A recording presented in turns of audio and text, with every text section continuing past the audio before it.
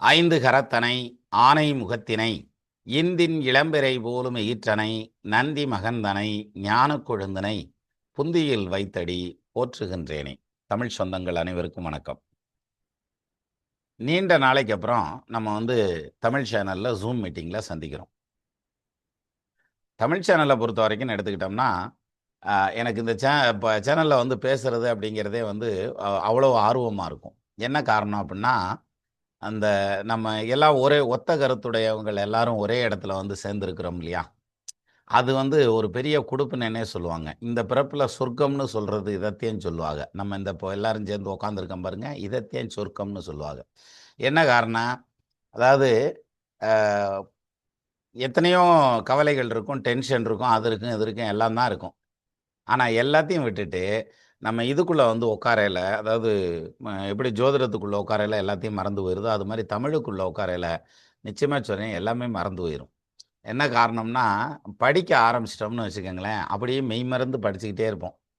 எனக்கு நல்லா ஞாபகம் இருக்குது. எம். குமரன் சன் ஆஃப் மகாலட்சுமின்னு ஒரு படம் வந்தது. அந்த படத்துக்கு கூட்டு போக சொல்லி வீட்டுக்காரம்மா சொல்றாங்க. அப்ப நான் புக் எடுத்து படிக்கிறேன். ஏதோ ஒரு தமிழ் புஸ்தகம் அப்போ ஆர்டர் போட்டிருந்ததும் வந்துருச்சு. அத ஆர்வத்தில படிச்சுக்கிட்டு இருக்கேன். குறுந்தொகை தான்னு நெனைக்கிறேன். படிச்சுக்கிட்டு இருக்கேன். அப்போ சத்தம் போடுறாங்க அவங்க பெரப்ட்டு ரெடியாகி. அப்புறம் 2 பேரும் போறோம். போனா அங்க டிக்கெட்டு எதுனா முடிச்சு படம் போட்டாங்கன்னாங்க. சரி ரைட்டு முதல்ல இருந்து பார்த்துக்கிறலாம். நாளைக்கு வருவோம் வான்னு. மறுநாள் ஈவினிங் அதே புஸ்தகம், அதே மாரி லேட்டு அப்படியே போனோம். அதுக்கு அடுத்த நாளும் அதே புக்கு, அதே லேட்டு அப்படி போனதான் அந்த தியேட்டருக்காரனே பார்த்துட்டு, "சரி பரவால்ல போங்க. இப்ப கொஞ்ச நேரம் தான் அது போய் பாருங்க" அப்படின்னு சொல்லி அப்படி விட்டாங்க. அந்த மாதிரி அந்த படிக்க ஆரம்பிச்சிட்டோம்னா, அந்த ஆர்வம் அப்படிங்கிறது நமக்கு ஏன்னா நம்ம மார்க்குக்காக படிக்கிறப்ப வர்ற ஆர்வம் வேற. அது அது வேற மாரி வரும். ஆனா, நம்ம இன்வால்வ்மென்ட்டோட படிக்கிறப்போ வர்றப்போ வரக்கூடிய ஆர்வம் இருக்கு பாருங்க, அவ்வளோ அருமையான ஆர்வமா இருக்கும். படிக்க படிக்க "இன்பத் தேன் பாயுது காதினிலே, செந்தமிழ் நாடெனும் போதினிலே" அப்படின்னு சொல்லுவாங்கல்ல, அது மாரி இன்பத் தேன் பாயும் அப்படிம்பாங்க. சரி. இத எப்ப தெரிஞ்சுக்கலாம் அப்படின்னம்னாக்க, இப்ப சாதாரணமா நம்ம இதெல்லாம் பேசுறோம் இல்லையா? அதெல்லாம் பேசுறது பேச்சுக்காக பேசுற மாரியும், இதுக்காக பேசுற மாரியும் இருக்கும். நானு திருப்பதி ஒரு நாள் போயிருந்தேன். அங்க இந்த ரூம் போடுறதுக்கு வரிசையில நின்னுகிட்டு இருந்தோம். அங்க தான் எல்லாத்துக்குமே வரிசையாச்சே. அப்ப ரூம் போடுறதுக்கு வரிசையில நின்னுட்டு இருக்கையில, ஒருத்தர் கூப்பிட்டு இந்த மாரி அந்த MP recommendation, MLA recommendation letter வச்சிருந்தா, அந்த இதுக்கு தருவாங்க. அந்த லெட்டர் என்ட்ட இருக்கு. நீங்க இதுல போங்க அப்படின்னு சொல்லி, அந்த அதுக்கு வேற இடத்துல போங்கன்னாங்க. சரி நான் அங்க போய் பார்த்தா, அங்கேயும் வரிசை நிக்குது. அந்த வரிசையில பார்த்தீங்கன்னா, நானும் போய் நிக்கிறேன். முன்னால ஒரு இந்திக்காரர் நின்னாரு. பின்னால நான் நின்னேன். அதுக்கு பின்னால ஒரு தெலுங்குக்காரர் நின்னாரு. இந்த ஹிந்தி எதையோ திரும்பி கேட்குது என்கிட்ட. எனக்கு ஒண்ணுமே புரியல. அண்ணன் ஐ டோன்ட் நோ ஹிந்தி. எனக்கு ஹிந்தி மாலும் நை. எனக்கு ஹிந்தி தெரியாதுடா அப்படின்னு சொல்லி சொன்னேன். அப்ப அதுக்கு அவரு என்ன சொன்னாருனாக்க, சரின்ட்டு மறுபடியும் ஹிந்தியிலேயே பேசிக்கிட்டு இருந்தாரு. எனக்கு தெரியாது அப்படின்ட்டேன் நான். அப்புறம் அந்த தெலுங்குக்காரர் அவருக்கு ஏதோ பதில் சொன்னார். சொல்லிட்டு அப்புறம் அவர்கிட்ட கேட்டேன் நானு. இந்த மாரி என்ன சொன்னாரு அப்படின்னதும், அவர் இங்கிலீஷ்ல பேசினார் 4 வார்த்தை. அதாவது இது எவ்வளோ நேரம் ஆகும் லைனு இந்த மாரி முடியறதுக்கு? ரூம் அவசியம் நமக்கு கிடைச்சிருமா? அப்படின்னு கேட்டாரு. அப்படின்னு சொல்லி சொன்னாரு. எனக்கு அந்த அந்த வார்த்தைய அவரு சொல்லையில நமக்கு புரியுது பார்த்தீங்களா? உண்மையிலேயே சொல்றேன். அந்த இடத்துல அதனுடைய வேல்யூ அந்த அனுபவிச்சு பார்த்தா தான் தெரியும். அதுவரைக்கும் என்ன இருந்துச்சுனாக்க, நமக்கு இது பார்த்த மாரியே இருந்தது. ஆமா நம்ம ஒரு தடவ இது ஜோசியர் மீட்டிங்க்கு அதுனா ஆல் இண்டியா மீட்டுன்னு சொல்லி ஏதோ ஒண்ணு போட்டு இதில வச்சிருந்தாங்க டெல்லியில. அப்போ கூட்டு போயிருந்தாங்க. இவரு எதார்த்த ஜோதிடர் செல்விலாம் கூட வந்திருந்தார். நானும் போயிருந்தேன். அப்போ காலையில மீட்டிங் 10 மணிக்கு ஆரம்பிச்சுச்சுங்க. அமுங்க பாட்டுக்கு ஹிந்தியில பேசு பேசுன்னு வச்சு கொலையா கொன்னுகிட்டு இருக்கான். கடைசியில என்கிட்ட மைக் வரையில ஒரு 4 மணிக்கு வந்தது மைக் வரையில. நான் வாங்குனது வேலை அதேன்னு சொன்னேன். என்ன சொன்னேன் தெரியுமா? நான் காலையிலேருந்து இங்க உட்காந்துருக்கேன். எல்லாம் பேசிக்கிட்டே இருந்தீங்க. ஆனா எனக்கு எப்படி இருந்துச்சுன்னா, ரயில்வே ஸ்டேஷன்ல உட்காந்துருந்த மாரியே தான் இருந்துச்சு. வேற ஒண்ணுமே இல்ல.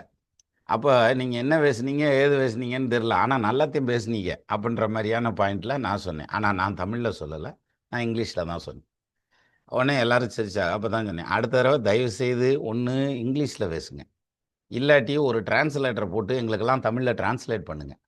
ஏன்னா, எங்கள ஹிந்தி படிங்கன்னு சொல்லிறாதீங்க. அது ஆவாது. அதுக்கு பதிலா நீங்க இந்த மாரி ஏதாவது பண்ணுங்க அப்படின்னு சொல்லி சொன்னேன். அப்போ அது மாதிரி அந்த தெரியாத இடத்துல போய் நம்ம நிக்கல. யாராவது ஒருத்தர் பேசுனாங்கன்னா, எவ்வளோ திட்டினா கூட நல்லாருக்கும் சார். முத்தமிழால் அங்கு வைதாரையும் வாழ வைப்பான்னு முருகனுக்கு சொல்லுவோம் இல்லையா? அப்படி கிடையாது. நம்ம திட்டினாலும் நல்லாயிருக்கும். ஞானசம்பந்தன் ஐயா தான் ஒரு தடவ மீட்டிங்ல பேசல சொன்னாரு. டெல்லி போயிருந்திருக்காரு அவரு.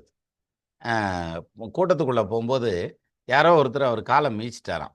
"ஏய்யா அறிவு இருக்கா உனக்கு? இப்படி எரும மாடு மாரி கால மிதிக்கிறேன்ட்டு இருக்காரு." தமிழ்ல பேசியிருக்காரு. ஏன்னா வழிவரையில தமிழ்ல தானே சொல்லுவோம்.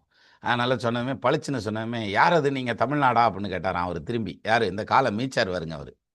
"ஆமாங்க நான் தமிழ் தான்" அப்படின்னதுமே, பாருங்க அவரு மிதிச்சதும் மறந்து போச்சு. இங்க இது பண்ணது அதன பேசினதும் அந்த கோவம் எல்லாம் போய் டக்குன்னு ஒண்ணு சேர்ந்துருக்காங்க.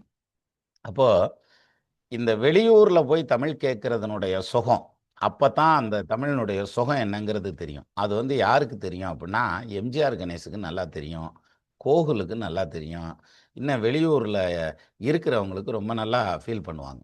என்ன காரணம்னா, இந்த வயசான பெருசுகள்லாம் இருக்காங்க இல்லையா? அதாவது தாய் தகப்பனார் வந்து அ இந்தியால இருக்காங்க, தனியா இருக்காங்க. நான் அமெரிக்கால இருக்கேன். எங்க அப்பன, ஆத்தால எல்லாம் கூட்டு போய் அமெரிக்கால வச்சு காமிக்க போறேன். அவங்களுக்கு இந்த சொஃபஸ்டிகேட்டட் லைஃப காமிக்க போறேன் அப்படின்னு சொல்லி கூட்டு போய் அங்க வச்சுக்கிருவாங்க. எம்புட்டு நேரம் தான் டிவியே பார்த்துக்கிட்டு இருப்பாக, நாடகமே பார்த்துக்கிட்டு இருப்பாக, சினிமாவே பார்த்துக்கிட்டு இருப்பாக. டென்ஷன் ஆயிருவாக. யாராவது தமிழ்ல பேச மாட்டாங்களாங்கிற ஆர்வம் இருக்கும். அப்ப பார்த்து புக் பண்ணுவாங்க பாருங்க நம்ம அப்பாயின்மென்ட்ட. நம்ம புக் பண்ண உடனே, அந்த பெருசுக வந்து உட்காந்து பேச ஆரம்பிக்கும். எது இவங்க வந்து புக் பண்ணியிருப்பாங்க அப்பாயின்மென்ட். இவங்க முக்கியமான கேள்வியெல்லாம் கேட்கணும்னு நெனச்சுக்கிட்டு உட்காந்துருப்பாங்க அந்த பிள்ளைக. யாரு மகனும், மருமகளும் அல்லது மருமகனும், மகளும் அந்த மாரி இருப்பாங்க. இந்த பெருசுக வந்து உட்காந்ததும், ஆஹா! நம்ம ஊர்க்காரன் பேசுறான்டா! அப்புட்ன்ற மாரி அந்த பேசுறத கேட்க கேட்க என்ன ஆகும்னா, நம்மள விடமாட்டாங்க. அவங்களையும் பேச விடமாட்டாங்க. நீ பேசு. அப்டின்ட்டு நம்ம எதையாவது பேசிட்டே இருப்பாங்க. அப்பதான் சொல்லுவாங்க. இல்லைங்க டைம் ஆயிடுச்சுங்க. நான் அதனாலேயே என்ன பண்ணுவேன்னா, இந்த அப்பாயின்ட்மென்ட்ட வந்து டயத்த ஷார்டன் பண்ணவே மாட்டேன். நீங்க சீக்கிரம் முடிங்கன்னு சொல்லவே மாட்டேன். அவங்களுக்கு என்ன டைம் குடுத்துருக்கோமோ, அந்த டைம் ஃபுல்லா யுட்டிலைஸ் பண்ணுவேன். அப்பதான் அவங்க சொல்லுவாங்க, "இந்த மாரி தமிழ் பேசுறத கேட்கறதுக்கே எப்புடி இருக்குது தெரியுமா? ஆனந்தமா இருக்கியா?" அப்படிம்பாங்க. அப்பத்தான் நமக்கு அந்த மொழியினுடைய வலு என்னங்கிறது புரியும். இத வந்து அந்த வெளியூர் போம்போது தான் சார் ஃபீல் பண்ண முடியும். நம்ம உள்ளூர்ல ஃபீல் பண்ண முடியாது பெரும்பாலும். ஆனா, நான் அத ஃபீல் பண்ணியிருக்கேன். நெறையா மொழி தெரியாத ஊர்களுக்கு போறப்ப இப்ப இங்க பரவால்ல. கம்போடியாவுக்கு அங்கோர் டெம்பிளுக்கு ஒரு தடவ போயிருந்தேன். ஷியாம் ரீப்புக்கு. அங்க வந்து அந்த கைடு வந்து எனக்கு எக்ஸ்ப்ளைன் பண்றாரு. அவரு சொல்றாரு, "இந்த மாரி டிக்கெட் எடுத்துட்டு வாங்க. அங்கோவாட் கோயிலுக்கு போறதுக்கு, இந்த ஷியாம் ரீப் டவுனுக்குள்ளேயே டிக்கெட் எடுக்கணும். அங்க போய் டிக்கெட் எடுத்துட்டு வாங்க" அப்டின்னாரு. அப்ப எவ்வளோன்னு கேட்க, அது ஏதோ ஒரு அமௌண்ட் சொன்னாரு. அங்கெல்லாம் வந்து கம்போடியாலலாம் நீங்க போய் இறங்குனீங்கன்னா, லட்சக்கணக்குல, கோடியில செலவு பண்ணலாம். நம்ம ஒண்ணும் பிரச்சனையே கிடையாது. $50 என்னமோ சிங்கப்பூர் டாலர் குடுத்ததுக்கு ஒரு 5, 6 லட்ச ரூவா குடுத்தாய்ங்க அந்த ஊர் காசு. அப்ப பல லட்சங்கள் கைக்கு வந்தது எனக்கு தலகால் புரியல. என்னடா இவ்வளோ காசு குடுக்குறாய்ங்க அப்படின்னு சொல்லி. அப்ப வெளியில வந்தேன். வெளில வந்ததுமே, சரி இனி பல லட்சங்கள் செலவு பண்ணிப்புலாம். இன்னும் ஒரு $50 மாத்துனா இன்னும் 10,00,000 குடுக்க போறான்ல அப்படின்ற மாரி ஒரு சந்தோஷமா வந்து, ஒரு சிம் கார்டு குடு அப்படின்னேன். ₹1,50,000 குடுன்னேன் பாத்துக்கங்க. ஒரு சிம் கார்டு. சரியா? என்னடா வாங்குனதுல பாதியே கேட்குறான் அவன். அப்படின்ற மாரி கன்ஃப்யூஸ் ஆயிப்போச்சு. அப்பதான் கார்ட போட்டுட்டு முதல்ல வீட்டுக்கார அம்மாவுக்கு ஃபோன் பண்ணி தான் சொன்னேன். "ஏய் உனக்கு விஷயம் தெரியுமா? இப்ப நான் பெரிய கோடீஸ்வரன் ஆயிப்போனேன். அதனால லட்சத்துல தான் செலவெல்லாம். சிம் கார்டே ₹1,50,000 வாங்கியிருக்கேன்னா பார்த்துக்கயேன்" அப்படின்னு. அது மாதிரி அந்த மாதிரி இடத்துல வந்து அ என்னமோ பூரா 0 ஜாஸ்தியா இருக்கு சார் அப்படின்னு குடுத்துருக்காங்க. யாரு உஷா இல்லைங்க சார். அது அந்த கம்போடியா, அந்த அந்த சைடுலாம் போனீங்கன்னா, இந்தோனேஷியா அந்த சைடுலாம் போனீங்கன்னா, ஜீரோ ஜாஸ்தியா இருக்கும் சார். நம்ம ₹1 பேசிக்கிட்டு இருப்போம். அவங்க 100, 1000 அந்த மாரி பேசிக்கிட்டு இருப்பாங்க. இல்ல அங்க என்ன பண்ணாங்கன்னா, கடைசில ம். உள்ள போறப்பலாம் வந்து பார்த்தீங்கன்னா, டாலர் கேட்குறாங்க. அமெரிக்கன் டாலர்ல தான் ம். கேட்குறாங்க. பில்லே ம். அமெரிக்கன் ம். ம். டாலர்ல தான் பண்றாங்க. ஓகே. ஆனா, அந்த ம். இடத்துல வந்து நான் அந்த இப்ப அவங்க ஊர் காசுல செலவு பண்ணி பார்க்கலான்னு வாங்குனதுக்கு தான் அப்படி ஆயிப்போச்சு. அப்ப ஓகே. கடைசில அந்த இத சுத்தி பார்க்கையில அந்த கைடு வந்து அவரு ட்ரை பண்றாரு. ஏதாவது நமக்கு இங்கிலீஷ்ல பேசுறதுக்கு எக்ஸ்ப்ளைன் பண்றதுக்கு ட்ரை பண்றாரு. ஆனா, அவரால அந்த ஃப்ளூயன்ட்டா வரல. இருந்தாலும் ஓரளவுக்கு பேசுறாருன்னு வைங்களேன். நமக்கு வந்து அந்த தடுமாற்றம். அப்புறம் நம்ம என்ன இங்கிலீஷ்ல எம்.ஏ. பட்டா 7 வாட்டியா வாங்கியிருக்கான். அதுவும் கிடையாதுல்ல. நம்மளும் தடுமாறி தானே ஓடுறோம். நடவண்டி ஓட்டுன மாரி தானே. அப்ப 2 பேரும் ஓட்டிக்கிட்டு ஒரு வழியா அந்த இத வந்து எத சொன்னாருன்னு நெனைக்கிறீங்க? ராமாயணத்த தான் சொன்னாரு. ஆஞ்சநேயரவே 1/2 மணி நேரம் எக்ஸ்ப்ளைன் பண்ணாருங்க. எனக்கு ரொம்ப ஆச்சரியமா இருந்தது. அந்த ஷியாம்ரேப் கோயில்ல அந்த ராமாயண காட்சிகள்லாம் செதுக்கியிருக்காங்க. சிற்பமா ஒரு 200 மீட்டரு நீளத்தில ஒரு 20 அடி உயரத்தில செதுக்கி வச்சிருக்காங்க. அத பூரா அந்த கார்விங் எல்லாம் காமிச்சு, இது இது என்னென்ன நிகழ்ச்சி, இப்படி ஒரு நூல் இருந்தது, ராமாயணம் இருக்கு, இது இப்படி நடந்தது, இது இந்தியாலருந்து, இலங்கையிலருந்துன்னு எக்ஸ்ப்ளைன் பண்றாரு. ரொம்ப ஆச்சரியமா இருந்தது. நான் அப்பதான் நினைச்சேன். அதாவது தமிழ்ல அந்த ராமாயணம் படிக்கிறதுக்கும், ஆ மற்ற லாங்குவேஜ்ல படிக்கிறதுக்கு, ஈவன் இங்கிலீஷ்லயே படிக்கிறதா இருந்தாலும், அதுல படிக்கிறதுக்கும் என்ன ஒரு பெரிய வித்தியாசம் தெரியுங்களா? நம்மனால வந்து சில விஷயங்கள உணர தமிழ்ல படிச்சா தான் உணர முடியும். அதனால தான் மகாத்மா காந்தியே சொன்னாராம், "அடுத்த பிறப்புன்னு ஒண்ணு எடுத்தேன்னா, நான் தமிழ் படிச்சு தமிழ்நாட்டுல வந்து பிறக்கணும்" அப்படின்னு சொல்லி சொன்னாரு அப்படின்னு சொல்லி சொல்லுவாங்க. எந்த அளவுக்கு கரெக்ட்டுன்னு தெரியல. அதே மாரி மகாத்மா காந்தி வந்து சென்னை வந்திருக்கிறப்ப, பாரதியார் போய் ஒரு அப்பாயின்ட்மென்ட் கேட்டிருக்காரு. இந்த மாரி ஒரு மீட்டிங் பேசணும், நீங்க வாங்க அப்படின்னு. அவரு என்ன மீட்டிங் என்னன்னு தெரியல. அந்த டீட்டெயில் தெரியல. பாரதியார் வந்து போய் கேட்டிருக்காரு. அப்போ வந்து அவரு சொல்லியிருக்காரு, காந்தி சொல்லியிருக்காரு, "இல்லங்க அந்த டேட்ல வந்து எனக்கு அப்பாயின்ட்மென்ட் இருக்கு. அதனால வர முடியாது. நீங்க இன்னொரு டேட்ட மாத்தி வச்சுக்கங்கன்னு." "அதெல்லாம் என்னால முடியாது." "Okay mister Gandhi. Next time வாய்ப்பு இருந்தா சந்திப்போம், பார்ப்போம்." அப்படின்னு சொல்லிட்டு அவர் பாட்டுக்கு சர்ருன்னு கிளம்பி போயிட்டாராம். அப்போ மகாத்மா காந்தி என்ன சொல்லியிருக்காரு தெரியுங்களா? இதெல்லாமே வரலாறுல இருக்கு. அவர் என்ன சொல்லியிருக்காரு, "இதெல்லாம் இந்தியாவினுடைய மிகப்பெரிய சொத்து. இவரெல்லாம் பத்திரமா பார்த்துக்கங்க." அப்படின்னு சொல்லி சொன்னாராம். பெரிய மனுஷன், பெரிய மனுஷன் தானே. இப்ப நம்மளா இருந்தா, "என்னடா நான் முடியாதுன்னது என்ன பெரிய கெட்டப்பா போறேன், யார்றா அவன்?" அப்படின்ற மாரியான ஒரு யோசனை தான் வரும். ஆனா அந்த மாரி கிடையாது. அவர் அப்படி பேசியிருக்காரு. ஸோ அந்த தமிழ் மொழியினுடைய வழமை அப்படிங்கிறது, பெருமை அப்படிங்கிறது இதில தான் சொல்லுவோம்ல, மும்மடங்கள் வெகுண்டனைய மனமடங்க சினமடங்க ஆற்றல் தேய தம்மடங்கு முனிவரையும் தலையடங்க நிலையடங்க சாய்த்த நாளில் மும்மடங்கு ஒளிர்ந்தன. நடுவுல 2 வரிய காணோம். இருந்தாலும் சொல்றேன். அந்த ராவணன் உயிர் உட்ற அந்த இத வந்து இதில சொல்றாரு. யாரு? கம்பராமாயணத்தில சொல்றாரு. அப்போ 10 தடவ மடங்குது சார் அது. என்னடா காரணம்னா, அவனுக்கு 10 தல இல்லையா? அதனால 10 தடவ மடங்குற மாரி அந்த பாட்டுல வரும். சரி நம்ம இப்படியே எடுத்துக்குவோம். "இவ்வண்ணம் நிகழ்ந்த வண்ணம் இனி இந்த உலகுக்கெல்லாம் உய்வண்ணம் அன்றி மற்றொரு துயர்வண்ணம் உண்டோ? மைவண்ணத்து அறைக்கு ஓரில் மழைவண்ணத்து அண்ணலே உன் கைவண்ணம் அங்கு கண்டேன் கால்வண்ணம் இங்கு கண்டேன்னா." 8 வண்ணம் வரும் சார். அதான் "என் குணத்தான் தாழை வணங்கா தலை" அப்படின்றான். அந்த 8 வண்ணத்த ஒரு பாட்டுல வச்சு பாடுனான் பாருங்க. இதெல்லாம் என்னைக்கு சார் மற்ற லாங்குவேஜ்ல பிறந்து ரசிக்கிறது? நம்ம லாங்குவேஜ்ல பிறந்தா தான் ரசிக்க முடியும். மற்ற நேரத்துல ரசிக்கிறதுக்கு வாய்ப்பே இல்ல. அதே மாரி இப்ப அந்த ஒரு குறள் சொல்லுவாங்க. "கற்க கசடற கற்பவை கற்றபின் நிற்க அதற்கு தக" அப்படிம்பாங்க. இந்த குறள வந்து நீங்க எப்படி திருப்பி போட்டாலும் எல்லா பக்கமும் பேசும். இப்ப சஸ்திர பந்தம்னு சொல்லி அருணாஜோதி மேடம் எனக்கு ஒரு ஃப்ரேம் குடுத்தாங்க. அந்த இது வந்து ஃப்ரேம் பண்ணி அந்த வேல்ல வந்து அந்த பாடல் எழுதியிருக்கும்.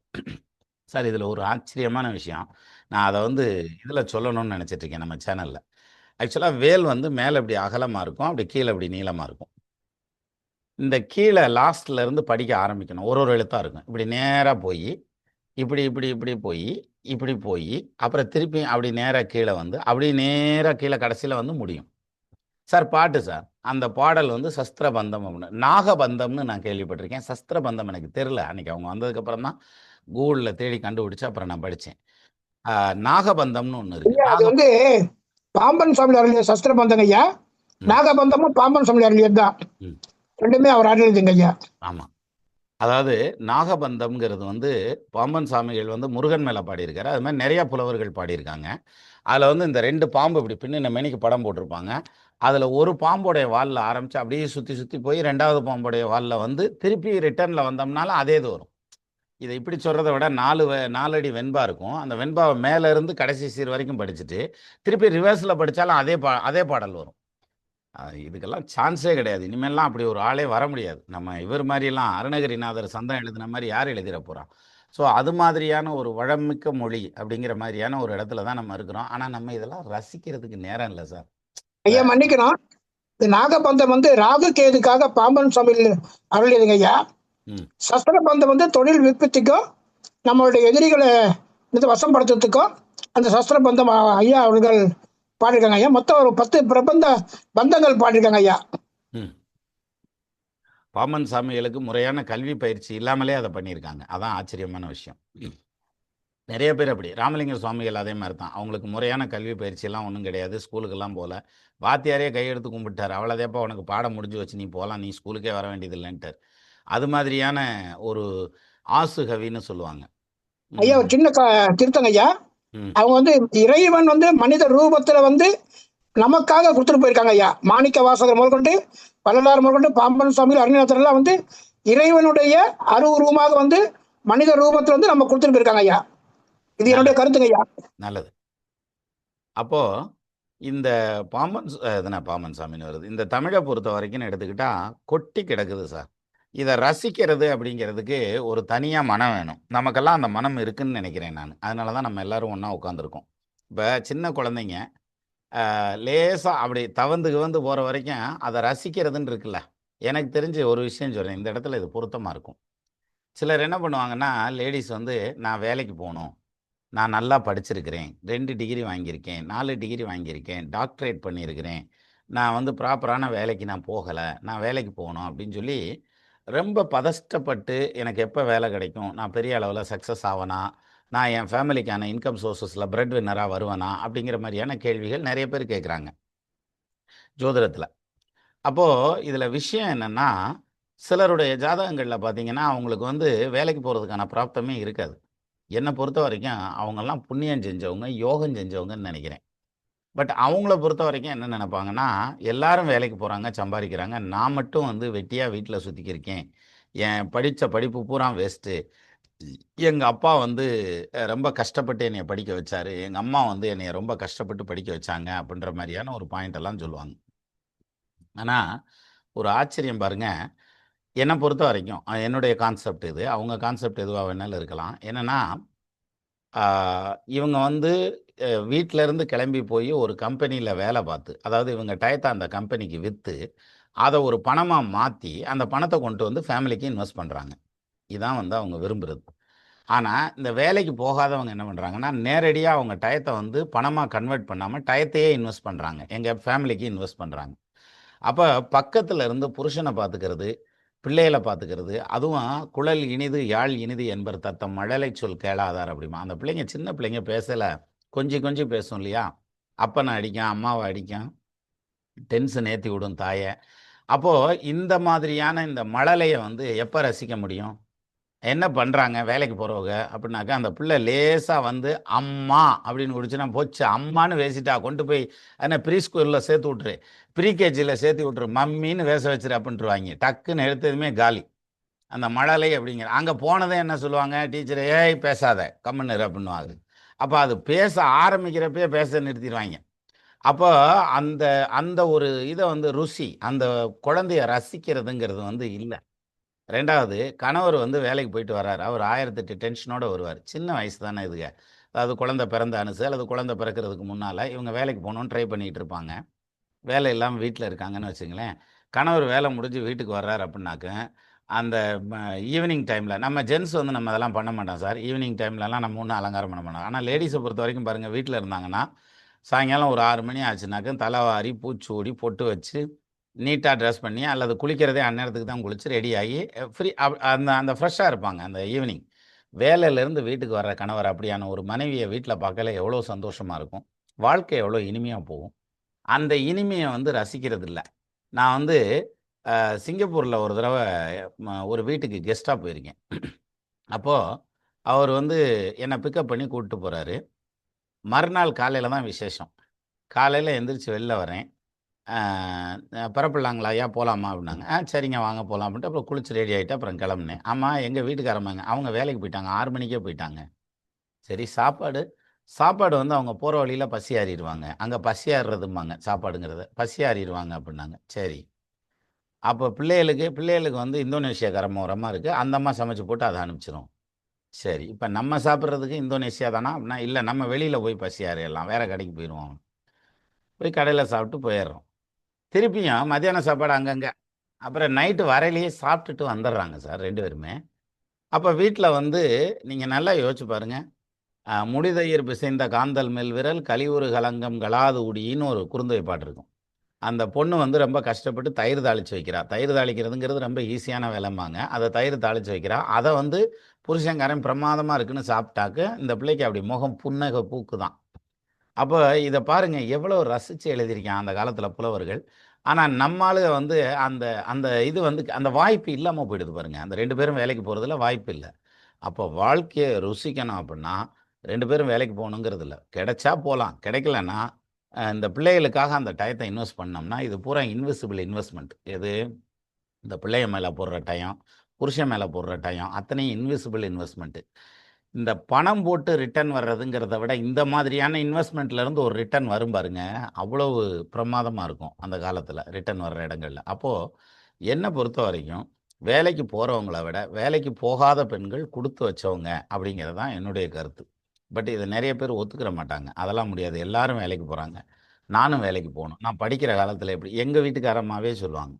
நான் வந்து எம்எஸ்சி படிக்கிறப்ப எவ்வளோ கஷ்டப்பட்டு படிச்சேன் தெரியுமா? பணம் கட்டுறது, காலேஜுக்கு பணம் கட்டுறதுக்கு காசு இல்லாம செங்கல் காலவாசல்லலாம் வேலை பார்த்து பணம் கட்டினேன் அப்படிம்பாங்க. நான் இருந்தேன் பணம் ரூ. 300 இல்லாதனால படிக்க முடியாம போச்சு.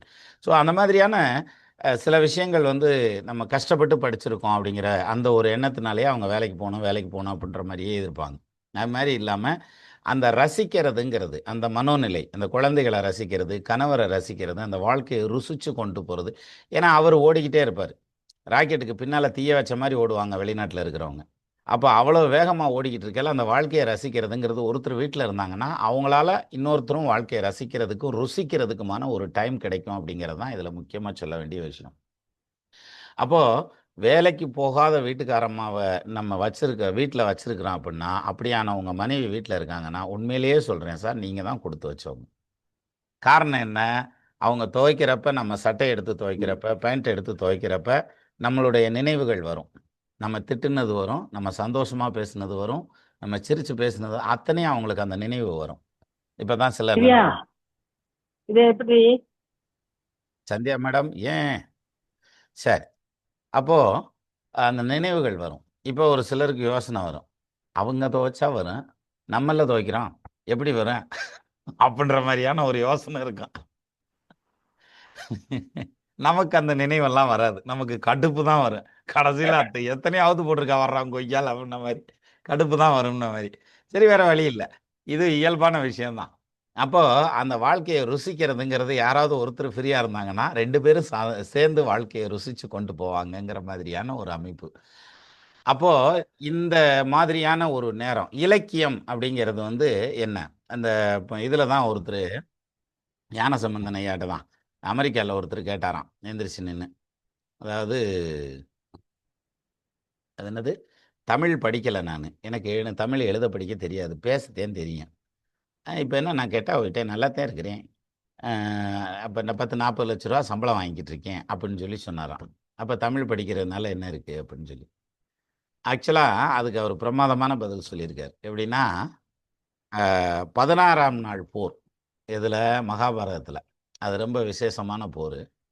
அதுல வந்து இந்த பஞ்சபாண்டவருடைய மகன் இறந்து போய் கிடக்குறான். அப்போ வந்து அந்த ஒரு பாடல் வருது. என்னன்னா, இவங்க அப்பன் மிகப்பெரிய ஆள். அர்ஜுனனுடைய மகன். வில்லுக்கு விஜயன்னு சொல்லுவாங்க. அவங்க பெரியப்பன் பீமன் ரொம்ப பெரிய பலசாலி. ஆ அவங்க தாத்தனா இன்னொருத்தர் இந்திரன். இந்திர பதவியில இருக்கான். இவ்வளவு பவர்ஃபுல்லான போஸ்டிங்ல எல்லாம் இருந்தும், இந்த பிள்ளை செத்து கிடக்குறான். அப்படின்னு சொல்லி சொன்னாங்களாம்.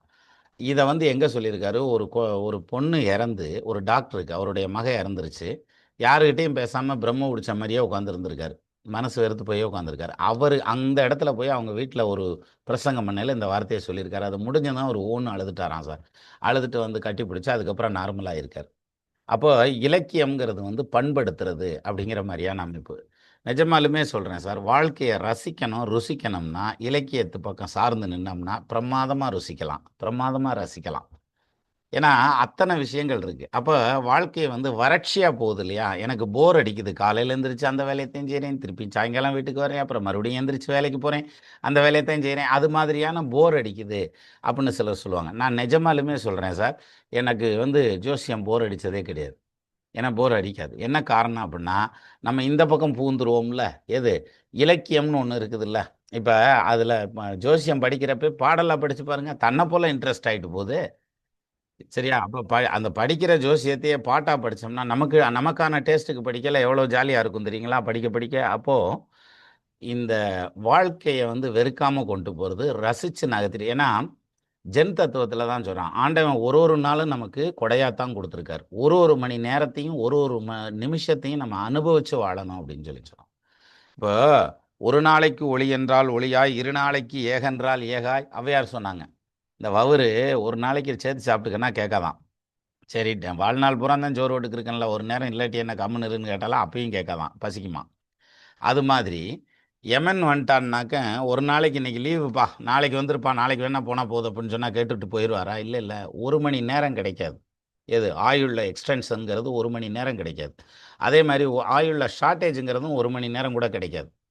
அப்போது நமக்கு கிடைத்திருக்கிற வாய்ப்பு. அதை வந்து ரசித்து வாழ்கிறத விட்டுட்டு சிலரை கேட்டாக்க எனக்கு போர் அடிக்குது, எனக்கு டைம் இல்லை, எனக்கு வந்து வாழ்க்கையை நினச்சா வெறுப்பாக இருக்குது அப்படிலாம் பேசுகிறாங்க இல்லையா? உண்மையிலேயே அவங்க வந்து மனசளவில் ரொம்ப வறட்சியாக இருக்காங்கன்னு அர்த்தம். இந்த வறட்சியான இடத்துல இருக்கிறதுக்கு காரணம் என்னென்னா, நம்மளை மாதிரியான இலக்கியத்தின் பக்கம் அவங்க சாராமல் இருக்கிறது. இதை ருசிக்க கற்றுக்கிட்டான்னு வச்சுக்கோங்களேன், அடேங்கப்பா. எனக்கு கொரோனா வந்தப்போ தான் நான் இதில் லைவில் பேசினேன். இந்த மாதிரி கொரோனா வந்துருச்சு எனக்கு அப்படின்னு சொல்லி ஒரு லைவ் பேசுகிறேன். துண்டை தோளில் போட்டு பேசியிருந்தேன். அப்போ கூட எல்லாரும் வந்து நானும் வேண்டிக்கிறேன் அப்படின்னு சொல்லியிருந்தாங்க. சீக்கிரம் குணமடைய வேண்டுகிறேன்னு சொல்லி நிறைய கமெண்ட் போட்டிருந்தாங்க. ரொம்ப திருப்தியாகவும் இருந்தது அதை கேட்கல. என்னென்னா நமக்கு ஒரு ஆறுதலான விஷயம் இல்லையா அந்த டைமில். ஆனால் நான் ஒரு விஷயத்தில் தெளிவாக இருந்தேன். நிச்சயமாக நமக்கு உசுறு போகாதரா அப்படின்றதுல கண்டிப்பாக இருந்தேன். என்ன காரணம் தெரியுமா? நீங்கள் கேட்டால் ஆச்சரியப்படுவீங்க. 2 ரேக்கு நிறைய புஸ்தகம் அடிக்கிறீங்க இதில் ஆஃபீஸில். அந்த புஸ்தகத்தில் பெரும்பகுதி இன்னும் படிக்கவே இல்லை. அப்போ இம்புட்டு படிக்க வேண்டியது இருக்குல்ல, அப்போ எப்படி ஆண்டவன் நம்மளை கொண்டு போவார், இன்னும் வேலை நிறையா வச்சுருக்கோம்ல அப்படின்னு சொல்லி அந்த ஒரு தைரியம் இருந்தது.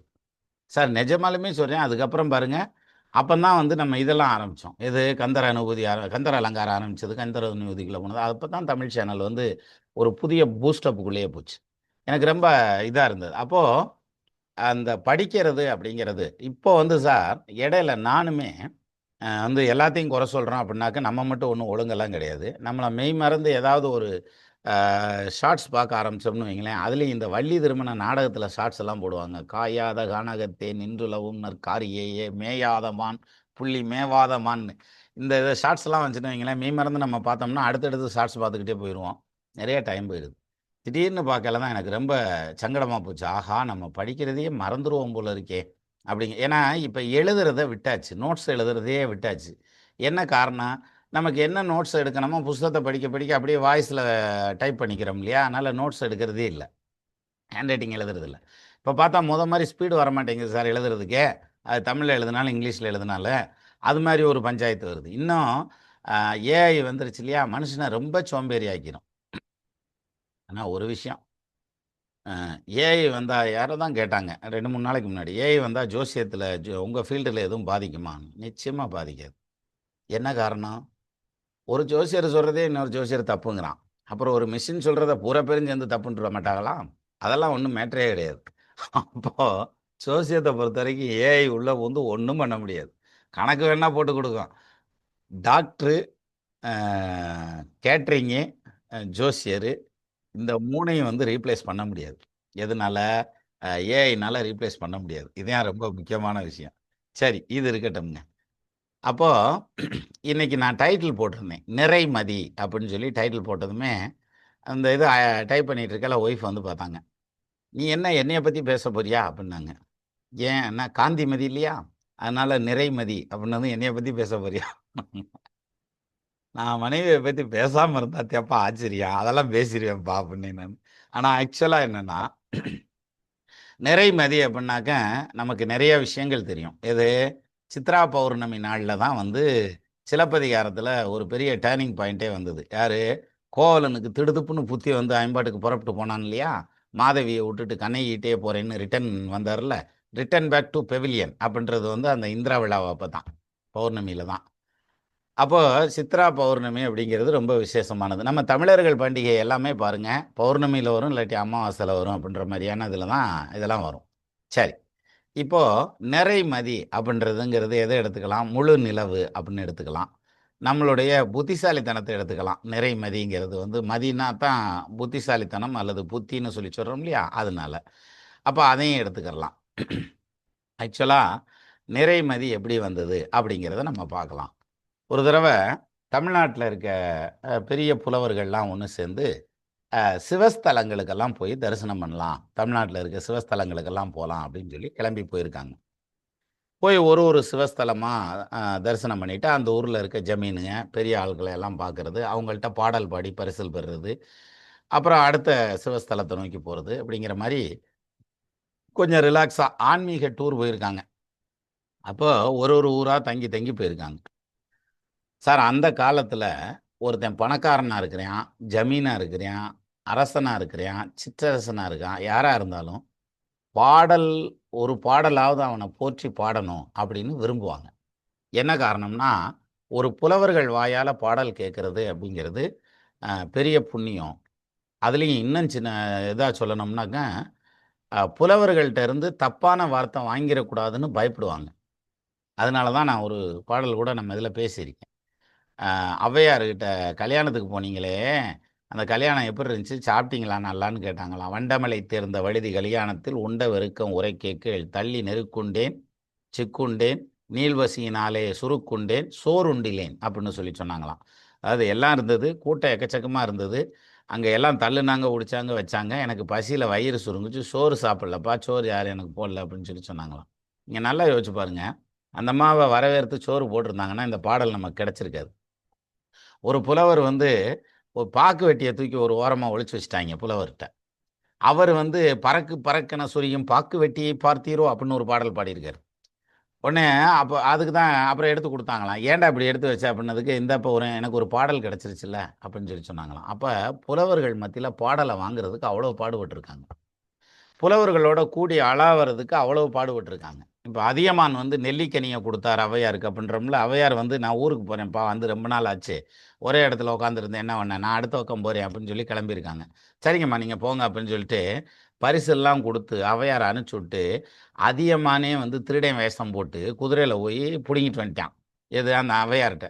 அந்த மூட்டைய புடுங்கிட்டு வந்துருவோமே, அந்த அம்மா டென்ஷன் ஆகி, "இருடா நான் எப்பேர்ப்பட்ட ஆள் தெரியுமா? எனக்கு அது என்ன ராசாங்கமே தெரியும். என்கிட்டயே திருடிட்டு போறியான்னு" நேரா போய் இந்த மாரி அ "உன் ஆட்சியில வந்து திருட்டெல்லாம் நடக்குதுயா" அப்படின்னு. "அப்படியா? யாருன்னு விசாரிக்கிறேன். நீங்க உட்காருங்க" அப்படின்னு சொல்லி மறுபடியும் அந்த அம்மாவ புடிச்சு உட்கார வச்சுக்கிட்டான். யாரு? ஔவையார. அதுக்கப்புறம் தான் சொன்னானாம், "இந்த மாரி நான் தான் வந்து உங்கள்ட்ட புடுங்கிட்டு வந்தேன். வேற வழி இல்ல. உங்கள இருன்னு சொன்னா இருக்க மாட்றீங்க. அதனால வந்து நான் அப்படி புடுங்கிட்டு வந்தேன்." அப்ப பாருங்க, புலவர்கள் அருகாமையில இருக்கிறதுக்கு அவ்வளவு விரும்பியிருக்காங்க மன்னர்கள், தமிழ் வளர்த்த சான்றோர்கள், தமிழ் ஆர்வலர்கள் எல்லாம் வந்து பக்கத்துல இருந்திருக்காங்க. அப்போ இவங்க வந்து இந்த புலவர் ஒரு புலவர் போனாலே அப்படி. இங்க ஒரு 10, 15 புலவர்கள் ஒண்ணு சேர்ந்து எல்லாம் போயிருக்காங்க. எங்க போயிருக்காங்க? ஒவ்வொரு சிவஸ்தலமா போயிருக்காங்க. அந்த ஊர்ல இருக்க பெரிய மனுஷங்கள எல்லாம் சந்திச்சு பேசியிருக்காங்க. அப்போ புலவர்கள் கூட்டமே ஒண்ணா சேர்ந்து நின்னுச்சுன்னா எப்படி இருக்கும்? யோசிச்சு பாருங்க. இப்ப செஸ் விளையாடையில தெரியும். நம்ம 2 பேர் உட்காந்து செஸ் விளையாடுறத விட ஒரு 4 பேர் உட்காந்து விளையாண்டோம்னு வச்சுக்கங்களேன், நம்ம இந்த காயின் எடுக்கலையே பக்கத்துல இருக்கவன் அடிப்பான். "ஏய் அத எடுக்காத, எடுத்தேன்னா பிஷப் அடிக்கேன். இத எடுக்காத, இது குதிரை பாக்குதுன்னு" என்னத்தைய அவனு சொல்லிக்கிருப்பாங்க. அப்ப நம்மள குழப்பிக்கிட்டே இருப்பாங்க. நம்ம ஒரு முடிவு எடுக்க முடியாம பண்ணுவாங்க. அது நல்லாருக்கும் விளையாடுறதுக்கு. அது மாதிரி எல்லாரும் சேர்ந்து அந்த ப இது ஒரு ஒரு சிவஸ்தலமா போய் சாமி கும்பிட்டுக்கிட்டே போறாங்க. சூரை மாநகர் அப்படின்னு சொல்லி ஒரு ஊர் மதுரை பக்கத்துல, பாண்டிய நாட்டுல இருந்திருக்கு. அங்க ஒருத்தர் வந்து சிற்றரசன் ஆட்சி செஞ்சுக்கிட்டு இருக்கான்.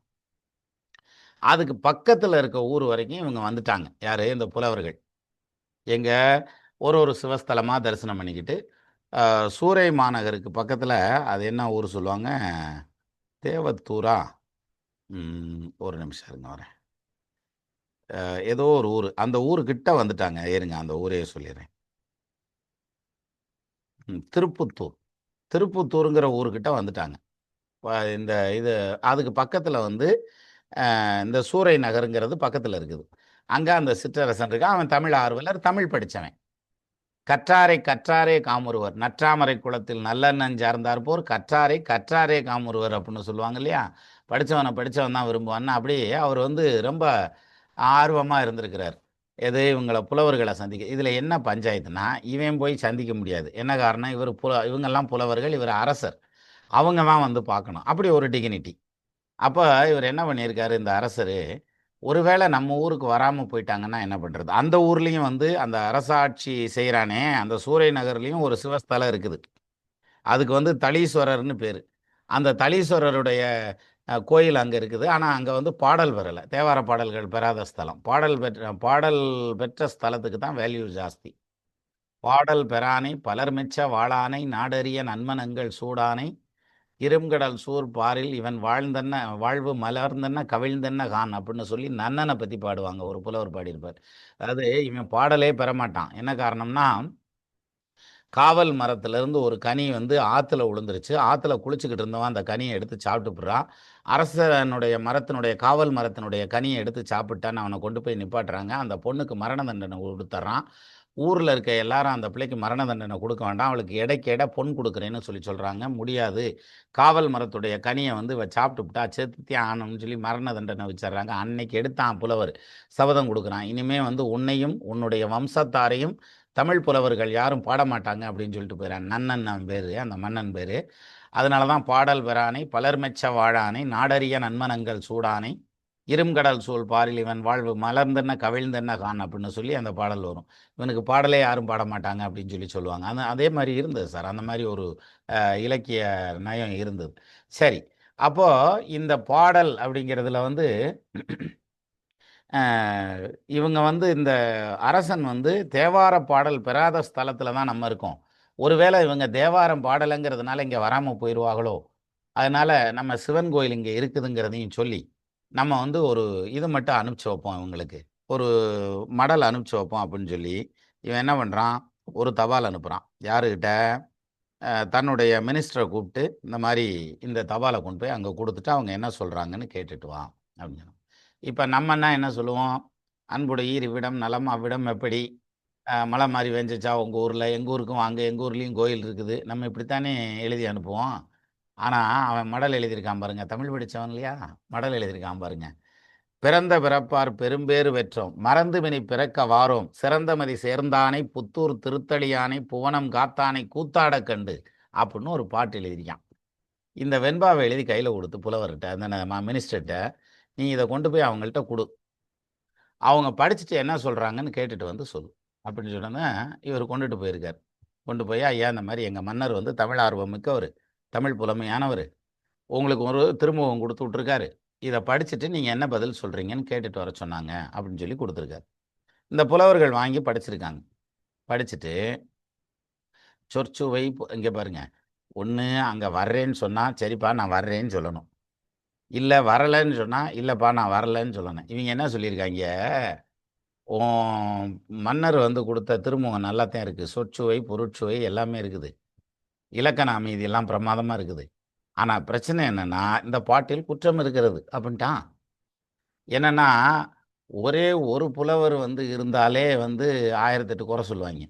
ஏன்னா கம்பர் வந்து அத்தந்தண்டி கம்பராமாயணத்தை எழுதிக்கிட்டு தூக்கிட்டு ஊர் ஊராக சமந்திருக்கான் இந்த அரங்கேற்றம் பண்ணணும்னு. அரங்கேற்றம் பண்ணுறதுக்கு விட மாட்டாங்க. இந்த அரங்கேற்றம்னு சொல்லல தான் திருநெல்வேலியில் ஒரு விஷயம் நடந்தது. தேரோடும் வீதியிலே நீரோடுமா பிரமாதமாக இருக்கும், அது நான் சொல்கிறேன், அந்த பாடல் வந்து சொல்கிறேன். அப்போது அந்த ஒரு பாடலுக்கு வந்து ஆப்போசிட் பண்ணி முதல் பாட்டிலே நிறுத்திட்டானுங்க. எது? அந்த நூலுடைய அரங்கேற்றத்தை ஃபஸ்ட் பாட்டிலே நிறுத்திவிட்டாங்க. இது வந்து இதில் மட்டும் இல்லை, நிறைய இடங்களில் நடந்திருக்கு. புலவர்கள் வந்து நம்மளுக்கு வந்து அவனும் எழுத மாட்டேன் எழுதுறவனையும் விட மாட்டான்னு வாங்கல, அந்த கணக்கு தான், தானும் படுக்க மாட்டேன் தள்ளியும் படுக்க மாட்டேன் மாதிரியான சூழ்நிலை. அப்பேற்பட்ட இடத்துல இவன் பாட்டு எழுதி கொடுத்து விட்ருக்கான். இவனுடைய நோக்கம் என்ன, இந்த புலவர்கள்லாம் நம்மகிட்ட வந்தாங்கன்னாக்க நம்ம கூட உட்காந்து கூடி அளாவி அந்த இன்பத்தை பெறணுங்கிற மாதிரியான ஒரு ஆர்வத்தில் இவன் கூப்பிட்றான். இது என்ன பண்ணியிருக்குதுங்க, இப்போ பிரமாதமாக எழுதியிருக்கானப்பா உங்கால், ஆனால் பாட்டில் தப்பு இருக்குன்னு நானா. என்னடா தப்பு அப்படின்னாக்க, அந்த இதில் வந்து மறுபடியும் அந்த பாடல் சொல்கிறேன் பாருங்கள். பிறந்த பிறப்பார் பெரும்பேறு பெற்றோம், இந்த தடவை நான் பிறந்திருக்கிறேன் இல்லையா, அந்த மனித பிறப்பெடுத்தேன் இல்லையா, இது கிடைத்தற்கரிய பெரும்பேறு, அரிது அரிது மானிடராய் பிறத்தல் அரிது, அதனும் கூன் குருடு செவிடு வேடு நீங்கி பிறத்தல் அரிதுன்னு வாங்கல, அது மாதிரி அப்பேற்பட்ட பேர் பெற்று பிறந்திருக்கிறோம். மறந்துமினி பிறக்க வாரோம், இந்த பிறப்பில் நாங்கள் பிரமாதமாக அனுபவிச்சிட்டோம்ல, இன்னொரு பிறப்பு வேணும்னா வருவீங்க அப்படின்னாக்கா, ஐயோ நான் மறந்து கூட வரமாட்டேன் அப்படின்னு சொல்லுவாங்கல்ல, அது மாதிரி நான் இனிமேல் பிறக்கிறதுக்கு இந்த பூமிக்கு வரப்போகிறதில்ல, இந்த பிறப்பு பிறந்ததுனால பெரும்பேறு பெற்றோம், பெரிய பேறு பெற்றோம். என்ன காரணத்தினால? நிறைமதி சேர்ந்தானை புத்தூர் திருத்தளியானை புவனம் காத்தானை கூத்தாட கண்டு. அதாவது புவனம் காத்த உலகையே காக்கக்கூடிய, சந்திரனை தலையில் சூடி இருக்கக்கூடிய, புவனத்தில் திருநடனம் புரியக்கூடிய சிவபெருமான இந்த பிறப்பில் நான் வேண்டுறதுக்கு பக்கத்தில் இருந்து கும்பிட்றதுக்கான கொடுப்பினை எனக்கு கொடுத்தான் பத்தியா, இது வந்து பெரும்பேறு, இனி நான் இந்த பிறப்புக்கு வரமாட்டேன், மறந்தும் வரமாட்டேன் அப்படிங்கிறது இந்த பாட்டினுடைய திரண்ட பொருள். இப்போ இதில் என்ன சார் தப்பு இருக்குது? அதாவது என்ன சொல்லியிருக்காங்க, பிறந்த பிறப்பார் பெரும்பேறு பெற்றோம், இந்த பிறப்பு எனக்கு அரிதான பிறப்பு, மறந்து மினி பிறக்க மாட்டோம், நான் இன்னும் திருப்பியும் பிறக்க மாட்டேன், சிறந்த மதி சேர்ந்தானை புத்தூர் திருத்தளியானை புவனம் காத்தானை கூத்தாட கண்டு. அப்போ திருநடனம் புரிகின்ற இந்த திருத்தளியில் திருநடனம் போடுற இந்த நம்ம சிவபெருமான இந்த பிறப்பில் எனக்கு வழங்குறதுக்கான ஒரு மிகப்பெரிய பேறு பெற்றோம் அப்படின்னு கொடுத்துருக்காரு. இதில் நம்மால் எங்கே ரிப்பேர் சொல்லியிருக்கேன் தெரியுங்களா? பிறந்த பிறப்பார் பெரும்பேறு பெற்றோம் மறந்து மினி பிறக்க வாரோம் சிறந்த மதி சேர்ந்தானை அப்படின்னு ஒரு வார்த்தை வருது இல்லையா? சிறந்த மதி சேர்ந்தானை அப்படின்னா இந்த இடத்துல தப்பு. ஏன்னா சிறந்த மதி அப்படின்னா முழுமையான மதி, முழு நிலவு, பௌர்ணமி நிலவு. ஆனால் சிவபெருமான்கிட்ட குறையுடைய நிலவு தான் இருக்குது. பிறை நிலவு தான் தலையில் சூடியிருக்காரு. அதனால இந்த பாடலில் இந்த குற்றம் உண்டு அப்படின்ட்டாங்க. அப்படின்னு நாங்கள் சொன்னோம்னு போய் நீ உன் ஆஃபீஸர்கிட்ட சொல்லுன்னு அனுப்பிச்சி விட்டாங்க. இந்த ஆள் போயிருக்கான். போய் இந்த மாதிரி அதெல்லாம் பிரமாதமாக நல்லா இருக்குன்ட்டாங்க உங்கள் பாடல், வர்றேன் வரலன்னுலாம் சொல்லலை, ஆனால் பாட்டில் தப்பு இருக்குன்னு சொல்லிட்டாங்க. என்ன தப்பு அப்படின்னதுமே இந்த மாதிரி நிறைந்த மதி அப்படின்னு நீங்கள் போட்ட வார்த்தை தவறு, குறைந்த மதின்னு போட்டிருக்கணும் அப்படின்னு அந்த மாதிரி போட்டிருக்கணும்னு சொல்லணும்னு சொன்னான் போல இருக்கு. ஏதோ சொல்லியிருக்கான். உடனே இந்த மன்னருக்கு வந்து கோவம் வரணும்ல சார். கோவம்லாம் வரல, பயங்கர சந்தோஷப்பட்டிருக்காரு. எப்படி தெரியுமா? கன்ஃபார்மாக இவங்க இங்கே வந்துருவாங்கடா இந்த புலவர்கள்லாம் அப்படின்னு ஒரு முடிவு பண்ணிட்டார். எப்படி? அவங்க சொல்லலை, எது புலவர்கள் வந்து நாங்கள் அங்கே வர்றேன்னு சொல்லலை, ஆனால் வந்துருவாங்கன்னு முடிவு பண்ணிட்டார். இவர் என்ன பண்ணியிருக்காரு, அதுக்கு ஒரு பதில் சொல்லியிருக்காரு. நீ என்ன பண்ணு, நாளைக்கு ஈவினிங் அந்த ஊருக்கு போய் இந்த பள்ளியறை பூஜைக்கு இந்த புலவர்கள்லாம் கோயிலுக்கு போவாங்க. அப்போ முன்னால் ஒருத்தன் தீவெட்டி பிடிச்சிட்டு போவான். அந்த அந்த பழக்கம் இன்றைக்கும் இருக்குது சார். கோயிலில் வந்து நீங்கள் தீவெட்டி பிடிச்சிட்டு வர்றவங்கள பார்த்துருக்கலாம். அது காரணம் என்ன அப்படின்னா, அந்த காலத்தில் தீவெட்டியில் தான் எல்லாமே நடந்திருக்குது. ஏன்னா அப்போ பவர் கிடையாதுல்ல, கரண்ட் கிடையாதுல்ல. அதனால் அந்த பழக்கத்தினுடைய எச்சம் பாருங்கள். இன்றைக்கும் அவ்வளோ சீரியல் செட்டு போட்டிருந்தாலும், அவர் இப்போ ஃபோக்கஸ் லைட் வச்சுருந்தாலும் முன்னால் ஒருத்தர் வந்து தீவெட்டி பிடிச்சிட்டு வருவாங்க. அது மாதிரி அந்த தீவெட்டி பிடிச்சிட்டு வருவாங்கல்ல, வந்ததும் கோயிலுக்கிட்ட ரீச் ஆனதும் கோயில் வாசலில் அவன் தீவெட்டியை கீழே வைப்பான். நீ என்ன பண்ணு, முன்னால் போய் அதை எடுத்து அந்த புலவர்கள் முன்னால் சர்ன்னு சுற்றிட்டு அந்த இடத்துலையே அதை வச்சுட்டு அங்கே நில்லு, என்ன சொல்கிறாங்கன்னு கேட்டு வந்து சொல்லு. இவ்வளோதான் இதில் மேட்ரு. இப்போ இவங்க நேராக வந்திருக்காரு, இந்த ஆள் புலவர் வந்திருக்கிறார். வந்து அங்கே வந்து நின்றுக்கிட்டார். எங்கே அந்த கோயிலுக்கிட்ட வந்து நின்றுக்கிட்டார். இவங்க வந்து அங்கேருந்து வந்திருக்கிறாங்க எப்பவும் போல். வந்ததுமே அந்த தீவெட்டி தூக்கிட்டு வர்றவர் கொண்டு வந்து அந்த இதில் வச்சுருக்கான். வச்சதுமே இந்த புலவர் எடுத்து சர்ன்னு சுற்றிட்டு திருப்பியும் வச்சுருக்காரு. இவ்வளோதான் சார் நடந்தது. இந்த புலவர்கள் என்ன சொல்லியிருக்காங்க தெரியுமா? ஐயா, நான் வந்து தெரியாமல் சொல்லிட்டோம், உங்கள் பாட்டில் பிழை இல்லை, நீங்கள் பர்ஃபெக்டாக வந்து எழுதியிருக்கீங்க. அதுக்கு ஒரு பாட்டு இவங்க சொல்லியிருக்காங்க பாருங்க. கற்றவர்கள் புகழ் விசயாலய தேவன் பாடிவிடு கவியுள் யாதும் குற்றமில்லை குற்றமில்லை குற்றமில்லை கருத்துணரா கூற்று குற்ற பெற்ற நினையற்கவென பேசு நீ போய் மற்றவனை காணும் விருப்புடையாம் நாம் என்பதும் வகுத்தி அப்படின்னு சொல்லியிருக்காரு. அதாவது மற்ற அவனை காணும் விருப்புடையான் என்பதை வகுத்தி, நாங்கள் வந்து அவரை சந்திக்கிறதுல எங்களுக்கு ரொம்ப ஆர்வமாக இருக்குது, உங்கள் மன்னரை வந்து சந்திக்கிறோம்னு சொல்லு அப்படின்னு சொல்லியிருக்காங்க. எப்படி? கற்றவர் புகழ் விசயாலய தேவன் பாடிவிடு கவியுள்.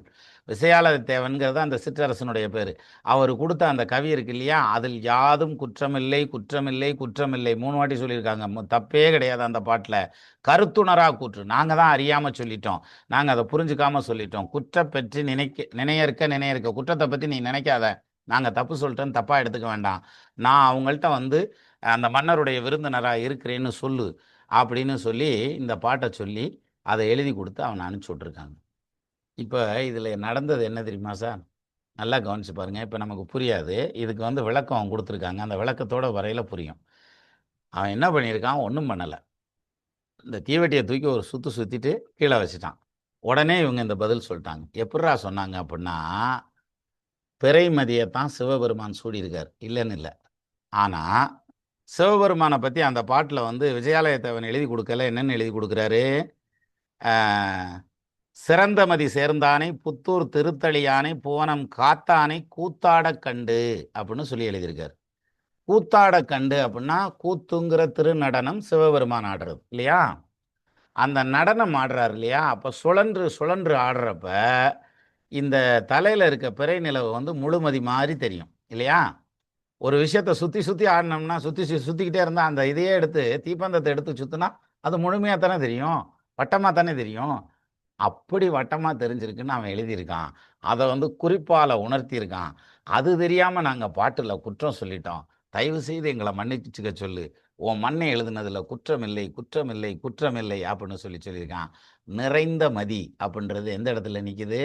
அந்த பாட்டில் நிற்கிது பாருங்க. அப்போ குறைந்த மதி இல்லை, நிறைந்த மதி அப்படின்னு சொல்லிச்சோம். இப்போ பாருங்க, நீங்க ஒரு நிமிஷம் யோசிச்சு பாருங்க. என்னம்மா ரசிச்சு வாழ்ந்திருக்காய்ங்க. இல்லையா? நம்மலாம் என்ன தமிழ ரசிச்சுட்டோம். நான் தெரியாம தான் கேட்கிறேன். இத எப்போ வந்தது தெரியுங்களா? இந்த இது வந்து உ.வே.சா எழுதியிருக்காரு. இது எப்போ வந்ததுன்றீங்க? கிட்டத்தட்ட ஆ 1963லயே என்னமோ வந்த வெளிவந்த பதிப்புல வர்ற இந்த நிகழ்வு. எனக்கு படிச்சதுமே எப்படி இருக்கும் யோசிச்சு பாருங்க. இன்னும் எத்தனை மணிக்கு படிச்சேன்னு தெரியலையே. காலையில 3 மணிக்கு படிச்சேன். தூக்கம் வரலன்னு எந்திரிச்சு உட்காந்து படிச்சுக்கிட்டு இருந்தேன். அப்போ பார்த்தது எனக்கு பயங்கர இன்ட்ரெஸ்ட் ஆயிடுச்சு. ச்சே! என்னாம்மா வாழ்ந்திருக்காய்ங்கடா! அப்படின்னு சொல்லி. அதாவது அவரு இந்த மன்னர் வந்து குறை சொல்லல. இந்த புலவர்கள் குறை சொல்லிட்டாங்க அவசரப்பட்டு. ஆனா மன்னர் குறை சொல்லல. ஆனா, இந்த இதுல குற்றம்னு சொன்னதுமே, அப்ப நிச்சயமா நான் இவங்கலாம் இங்க வந்துருவாங்கன்னு சொல்லி, ஒரு பிளான் பண்ணி அதுக்கு ஒரு டிராமா போட்டாரு பாருங்க. "நீ ஒண்ணுமே செய்ய வேணாம். போய் அந்த பந்தத்த எடுத்து சுத்தி வச்சுட்டு மட்டும் வந்துரு" அப்படின்னு சொல்லி. அப்போ எவ்வளவு குறிப்பால் குறிப்புணர்வானை உறுப்பினில் யாது கொடுத்தும் குழல்னு திருக்குறள்ல ஒண்ணு உண்டு.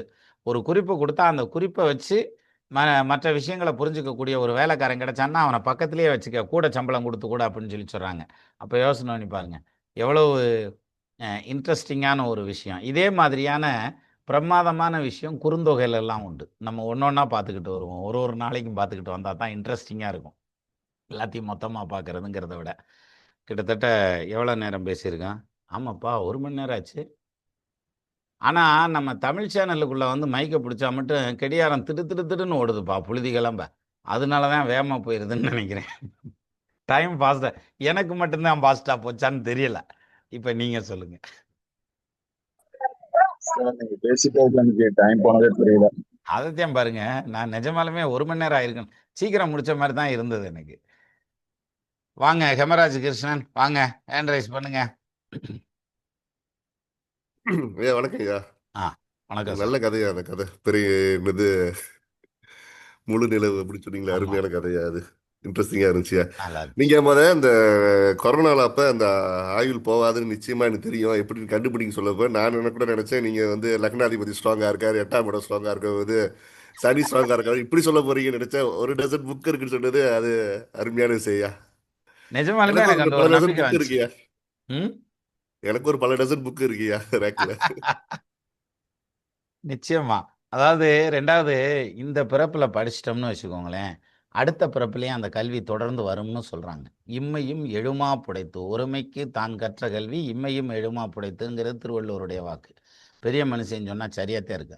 அதனால ஒழுங்கா இப்பவுமே படிச்சு வச்சுட்டோம்னு வைங்களேன், அடுத்த பிறப்புல படிக்க வேண்டியதில்ல. சரியா? அருமையா ஆமா. அருமையா. இல்லாட்டி அதுலயும் படிக்க சொல்லி கொலையா கொன்றுவாய்ங்க. அப்போ எனக்கு வந்து அதான் சொல்லுவாங்க. "நீங்க போன பிறப்புல வந்து இப்ப விட்ட குறை, தொட்ட குறைய தொடர்ந்துட்டு இருக்கீங்க" அப்படின்னு சொல்லுவாங்க. அது மாரி தான். நன்றி சார். நன்றி. நன்றிங்க. வாங்க மேச்சேரி தினேஷ். நீங்களும் நம்ம பேசலான்னு போட்டுக்கிட்டே இருக்கீங்க மெசேஜ். எனக்கு தான்ப்பா டைம் செட் ஆகல. நான் கூப்பிடுறேன்ப்பா. இல்லாட்டி சண்டே கூப்பிடு எனக்கு. நீங்க இது மைக்க ஓப்பன் பண்ணிட்டு பேசு சாமி. தினேஷ் குமார் மேச்சேரி. வா. ஐயா வாங்கய்யா. ஐயா வாங்கய்யா, ஆ வாங்கய்யா. லாஸ்ட் டைம் வந்துட்டு நம்ம ஜோதிடத்துல ஒரு ஜூம் போட்டிருந்தோம் இல்லையா? ஆ. அந்த மீட்டிங் முடிச்சுட்டு வந்துட்டு எனக்கு கொஞ்சம் சின்னதா ஒரு மன வருத்தம். அதாவது ம். ரொம்ப சாரை வந்து புழிஞ்சிட்டாங்களோ அப்படின்ட்டு. தமிழ் சேனல்ல வந்தா சூப்பரா இருக்கு, நல்லா அவரும் ஃப்ரீயா பேசுறாங்க, நாமளும் அவர்கிட்ட ஃப்ரீயா பேசுறோம், அங்க சந்தேகம் கேட்கறோம்னு சொல்லிட்டு அவரை நிறைய உழுக்குறோமோ அப்படிங்கிற மாதிரி ஒரு பாயிண்ட் எனக்கு தோணுச்சு. ம். உங்ககிட்ட சொல்லலாம், ஜூம்ல போடுங்க, அங்க எங்களை கூப்பிட்டு நீங்களே எங்ககிட்ட பேசுறது எங்களுக்கும் சந்தோஷமா இருக்கு. இந்த மாதிரி தமிழ் வந்து கேட்கறதுக்கும் எங்களுக்கு இது நல்லா ஃப்ரீயா இருக்கு. ஜோசியத்துல அங்க எப்படி எடுக்கிறது இங்க எடுக்கிறது வந்து அதை மண்டையை போட்டு குழப்பறத ம். நீங்க சொல்லும் போது மனசு ரிலாக்ஸா இருக்குது. ம். எங்களுக்கும் ஒரு உங்களுடைய பேச்சை கேட்டு எங்களுக்கும் நிறைய மாற்றங்கள், அதாவது உங்களை வச்சு நாங்க வந்து நிறைய விஷயங்கள் தெரிஞ்சிருக்கோம். நல்லவனா கெட்டவனா அப்படின்னு ஒரு ஸ்டேஜில் இல்லாமயே போயிட்டே இருக்கிற பட்சத்துல உங்களுடைய வீடியோக்கள் இதெல்லாம் பார்த்துட்டு ஓ இப்படிதான் இருக்கணுமா இப்படிதானா அப்படின்னு நிறைய சேஞ்சிங்லாம் நான் பண்ணியிருக்கேன். அப்படிப்பட்ட பட்சத்துல நீங்க இந்த மாதிரி தமிழ் சேனல்ல பேசும்போது நிறைய விஷயங்கள் எங்களுக்கு ரிலாக்ஸாகவும் இருக்குது. நீங்க ஆரம்பத்துல சொன்னீங்க இல்லையா, தமிழ் பேசும்போது தான் இனிமையா இருக்குது எல்லாரும் கலந்து பேசும்போது அப்படின்னா அது உண்மைதாங்க ஐயா. ம். நாங்க வந்து ரிலாக்ஸா வந்து உங்க பேச்சை கேட்கறது எங்களுக்கும் ரிலாக்ஸ் ஒரு டைம் கிடைக்குது அப்படிங்கிற பட்சத்துல நல்லா இருக்குங்க. நீங்க அடிக்கடிக்கு தமிழ்ல வாங்க அப்படின்னு சொல்றது நான் உங்களுக்கும் ஒரு வாட்டி சொல்லிக்கிறேன். நான் கட்டளை அப்படின்ல அன்போட கேட்டுக்கிறேன் அப்படிங்கிற மாதிரியான பட்சம். உண்மையிலேயே வர்றேன்ப்பா, வரேன். அது இன்னைக்கு நடந்ததுல இன்னைக்கு சொன்னீங்க இல்லையா, ம் இந்த சிறந்த மதி அப்படின்னு சொல்லிட்டு, அந்த இடம் எனக்கு ஒரு இன்ட்ரெஸ்டா இருந்தது. எந்த இடம் அப்படின்னா, அந்த பந்தத்தை சுத்திட்டு வச்சாங்க இல்லையா நெருப்பு, ம் ஆஹ் அந்த எப்படா என்ன இருக்கும், எப்படி அடுத்தது என்ன சொல்ல போறாரு ஐயா, என்ன சொல்ல போறான்னு ஒரு ஆர்வம். இப்படி உட்காந்துக்கிட்டதும் இப்படி உட்காந்துக்கிட்டு நம்ம மொட்டை மண்டை தெரியக்கூடாது, எல்லாரும் கஷ்டப்படுவாங்க அப்படின்னு கொஞ்சம் ஓரமா தான் உட்காந்துட்டு இருந்தேன். ம் அப்புறமா நீங்க என்ன சொல்ல போறாரு, ஒரு சினிமா ஒப்பிட்டு அதை சொல்லக்கூடாது, அந்த இன்ட்ரெஸ்ட் இருந்தது. அடுத்தது என்ன சொல்ல போற, அதுல என்ன சூட்சம் இருக்குது, எப்படி அதை வகுத்து வச்சிருக்காங்க அப்படிங்கிறது ஒரு நல்ல ஒரு இன்ட்ரெஸ்ட்டுங்க ஐயா. இந்த அனுபவம் வந்து நான் எங்க கிடைக்குமா என்னன்னு தெரியல.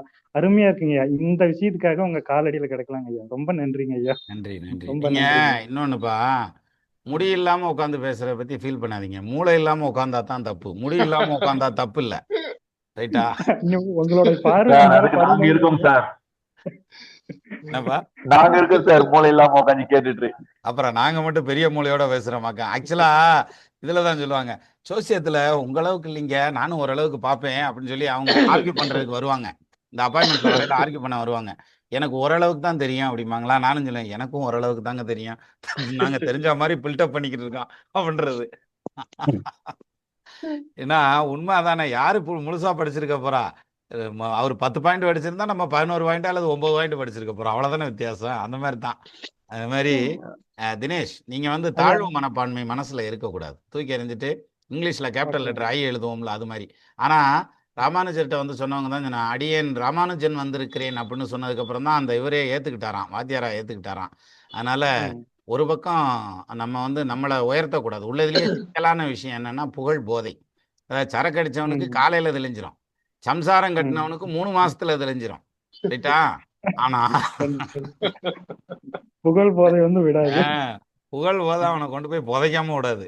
அதனால கண்டிப்பா. அதுல சிக்கிடக்கூடாது. அந்த இடத்துல மட்டும் நிதானத்தை கடைபிடிக்கணும். சரி, ரைட், நன்றிப்பா. இல்லைங்க ஐயா. நன்றிங்க ஐயா. ஐயா சந்தியா இன்னும் அக்கா ஒரே வாங்க. ஒரு வணக்கம் தம்பி. வணக்கம்.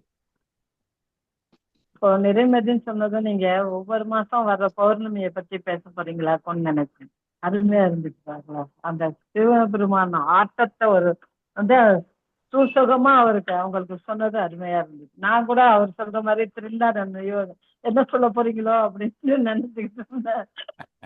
பதில் அப்படின்ட்டு நான் வந்து மாசம் மாசம் வர்ற பௌர்ணமி ஒவ்வொரு பௌர்ணமியும் விசேஷமா இருக்குல்ல. சித்ரா பௌர்ணமி, வைகாசி விசாகம், இந்த இப்படி ஒவ்வொரு ஆணி திருமஞ்சனம், இப்படி ஒவ்வொரு பௌர்ணமியை பத்தி நிறைமதினதோ அப்படி சொல்றீங்களா ஏதாவது அப்படின்னு நினைச்சேன். நல்லா இருந்துச்சு பார்த்தேன். அப்புறம் நம்மளுக்கு மற்றவங்களுக்கு வித்தியாசம் இல்லாம போயிரும்ல, அப்படி இல்ல, பேசக்கூடாதுல்ல. ஒண்ணு. ரெண்டாவது நீங்க வந்து சொல்லுங்க. நீங்க இப்படி ஒவ்வொன்னா பேசுறத கேட்க கேட்க எங்களுக்கு கேட்டுக்கிட்டே இருக்கணும் போல இருக்கு. கல்கண்ட வாயில போட்ட மாதிரியே இருக்கும். படிக்கிறப்பே அப்படித்தான் இருந்தது. ஆஹ் எனிவே, அதாவது அதான் சொன்னேன், எங்க வீட்டுக்காரமா தான் சொல்லிச்சு, நிறைமதி அப்படின்னது என்னைய பத்தி தான் பேச போறியா அப்படின்னாப்புல இல்ல. அது மாதிரி தான் இது. நல்லதுக்கா. வாங்க நன்றி கோகுல், நன்றிப்பா. வாங்க. டிரைவ் பண்ணிட்டு இருக்கீங்க, நிப்பாட்டிட்டு பேசுங்க. சிக்னல்ல நிக்கிறேன் சார். வணக்கம் சார். அருமையா இருந்தது சார். எனக்கு ஒரே ஒரு கேள்வி சார். ம், நிறைய புக்கு படிக்கிறீங்க, பட் சில புக்கு தான் எங்களோட ஷேர் பண்ணிக்கிறீங்க. ம். அது ஏன் அது ரொம்ப இம்பார்ட்டனா இல்ல ரொம்ப இதை ஷேர் பண்ணணும்னு அந்த எண்ணம் எப்படி உங்களுக்கு வருது? இல்லப்பா, எல்லா புக்கையும் படிக்கணும்னு ஷேர் பண்ணணுங்கிற எண்ணம் வந்துடும். ஆனா சரி. அதுக்கான காலம், டைம் பெர்மிட் பண்றதுங்கிறதுல தான் சிக்கல். இங்க பாருங்க, பாரதியாரை பத்தின ஒரு புஸ்தகம், ரொம்ப பிரமாதமான புக்கு. இதை வந்து படிக்கிறதுக்கு நான் டைம் எடுக்கிறதுக்கே ரொம்ப சிரமப்பட்டுக்கு இருக்கேன். இங்க பாருங்க, சிந்தனை பண்ணையில் பாரதி. பாருங்க புக்கு எத்தனை புக்கு போட்டிருக்காங்கன்னு. ஒவ்வொருத்தருடைய கருத்தையும் போட்டிருக்காங்க. சும்மா அப்படியே சும்மா படிக்க படிக்க படிக்க அடாடாடாடா என்னத்த சொல்றது. அதாவது செந்தமிழ் நாடெனும் போது நிலை இன்ப தேன் வந்து பாயுதுன்னு காது நிலை அப்படின்னு சொல்றாங்கல்ல. அதே மாதிரி நிறைய பாட்டு இதுல வரும். அந்த இதுல இவர் வந்து சிக்கலான வார்த்தைகள் எதுவும் யூஸ் பண்ணியிருக்க மாட்டார். பாரதியார் யூஸ் பண்ணது, அதாவது இந்த வீரம் வருதுன்னு ஒரு பாட்டு பாடுவாரே, உச்சி மீது வானிடிந்து வீடுகின்ற போதிலும் அச்சமில்லை அச்சமில்லை அச்சம் என்பதில்லை. ஒன்றும் இல்லை சார், அந்த பாட்டை ஒரு வாட்டி படிச்சோம்னு வைங்களேன், நமக்கு ஆட்டோமேட்டிக்காக உர்ரா பார்த்துருவோம் அப்படின்ற மாதிரியான ஒரு எண்ணம் வந்துடும். அந்த மாதிரியான ஒரு வேகம் வரும். உள்ளுக்குள்ள ஒரு வேகம் வரும் சார். அந்த உள்ளுக்குள்ள ஒரு இதை வந்து வே- யாரால கொடுக்க முடியும் சொல்லுங்க? இங்கிலீஷ் அச்சம் இல்லை, இங்கிலீஷ் அச்சம் இல்லைன்னு படிச்சோம்னா வருமா? வராது இல்லையா? புரியுது. அதனால இதுல தான் வரும். ஸோ அந்த மாதிரியான ஒரு இது வந்து படிக்கிறப்ப எல்லாம் அந்த எண்ணம் வரும். நான் நிறைய குறிச்சு வச்சிருக்கேன். நோட்ஸ் எடுத்து வச்சிருக்கேன். ஒரு A4 நோட்டில் வந்து பூரா எழுதி வச்சிருக்கேன். இது எல்லாத்தையுமே இங்கே வருங்க நிறைய இது டிக் அடிச்சு வச்சிருக்கேன். அதாவது இண்டெக்ஸில் டிக் அடிச்சு வச்சிருப்பேன் புக்கில் எல்லாம். இதை வந்து நம்ம ஷேர் பண்ணிக்கணும். ஆனால் பாருங்கள் நிறைய இது தம்ப்நெயில் போட்டுருவேன். ஆனால் வந்து பேசுறதுக்கு டைம் இல்லாமல் இருக்கும். அன்னைக்கெல்லாம் ரொம்ப கடுப்பாயிரும். இன்னமுமே எனக்கு ஒரு பெரிய சங்கடம் என்னன்னா, கண்ணப்ப நாயனார் புராணத்தை விரிவாக பேசணும்னு நினைக்கிறேன். ஆனால் நான் எப்போ கண்ணப்ப நாயனாரை எடுத்தாலும் நான் சொன்ன மாதிரி அங்கனையே நின்றுக்க வேண்டியது. அவர் கண்ணை அப்புன மாதிரியே நம்ம அவர் மேலேயே அப்பிக்கிற மாதிரியே ஆயிடுது. அங்கேருந்து நகரவே முடியல. ஒரு பாடல் படித்தோம்னா அங்கனையே குப்புறப்படுத்துக்கிறோம்ப்பா. அதாவது அது என்னத்த சொல்கிறது, அதாவது இந்த வேலி கட்டியிருந்தாங்களாம். வேடர்கள் வந்து அவங்களுடைய வீடுகளுக்கு வேலி போட்டிருந்தாங்களாம். அந்த வேலிக்கு வந்து நம்ம என்ன பண்ணுவோம், தென்னை மட்டையை சொருகி வச்சுருப்போம், கிழுவாமுல்ல வச்சுருப்போம், அல்லது படல் கட்டி வச்சுருப்போம். தரம்பு படல்னு சொல்லுவாங்க கிராமத்தில். தரம்பு படல் கட்டி வச்சுருப்போம். அப்புறம் டவுனாக இருந்தால் தகரத்தை சொருகி வச்சுருப்பேன், காம்பவுண்டு வால் எடுத்திருப்பேன், ஹாலோ பிளாக்கில் எடுத்திருப்பேன், ஃபேவர் பிளாக்கில் எடுத்திருப்பேன். அந்த மாதிரி இப்போ நிறைய மாடல் வந்திருக்கு. அவங்க ஒரு வேலி போட்டிருந்தாங்களாம். யார், இந்த திண்ணன். அவர் வேலி போட்டிருக்கல, அந்த வேலி என்னென்னா யானை தந்தத்துலேயே வேலி. யானை தந்தத்துலேயேன்னா இங்கே ஒன்று 10 அடிக்கு ஒன்று ஊன்னாங்களான்னாக்கும் இல்லை, நெருக்கமாக ஊனியிருந்தாங்களாம். அடுத்தடுத்து ஞான தந்தத்துலேயே. அப்போ அவன் எவ்வளோ யானையை வந்து கொண்டிருக்கான் பாருங்க. அப்போது அவ்வளோ வீரம் செறிந்தவர்கள் அப்படின்னு சொல்லி சொல்கிறாங்க. இப்போ சொல்கிறாங்க இல்லையா, இந்த இப்போ இதுக்கு ஷார்ட்ஸில் ஒரு தடவை போட்டிருந்தேன். இந்த சைவம் சாப்பிட்றவங்கெல்லாம் பெரிய பிஸ்தா மாதிரி பேசிக்கிறாங்கப்பா, அசைவம் சாப்பிட்றவங்கள பூரா தொடக்கூடாதுன்ற மாதிரியே பார்க்குறாங்க அப்படின்னு சொல்லி போட்டிருந்தேன். ஆக்சுவலாக நான் சொன்னதை கரெக்டாக தப்பாக புரிஞ்சுக்கிட்டு ஒரு ஆள் போட்டிருந்தாப்புல கமெண்ட் போட்டிருந்தார். எப்படின்னா, சார் நீ சொன்னாலும் சொல்லாட்டினாலும் சைவம் சாப்பிட்றேன் உயர்ந்தவன், உயிர்கொலை செய்வது பாவம், திருவள்ளுவர் என்ன சொல்கிறாரு தெரியுமா, அவர் என்ன சொல்கிறாரு தெரியுமா, இவர் என்ன சொல்கிறாரு தெரியுமா அப்படின்னு கிளப்பிட்டாங்க. நான் சொல்ல வந்தது அது இல்லை. நீ சைவம் சாப்பிடு, அசைவம் சாப்பிடு.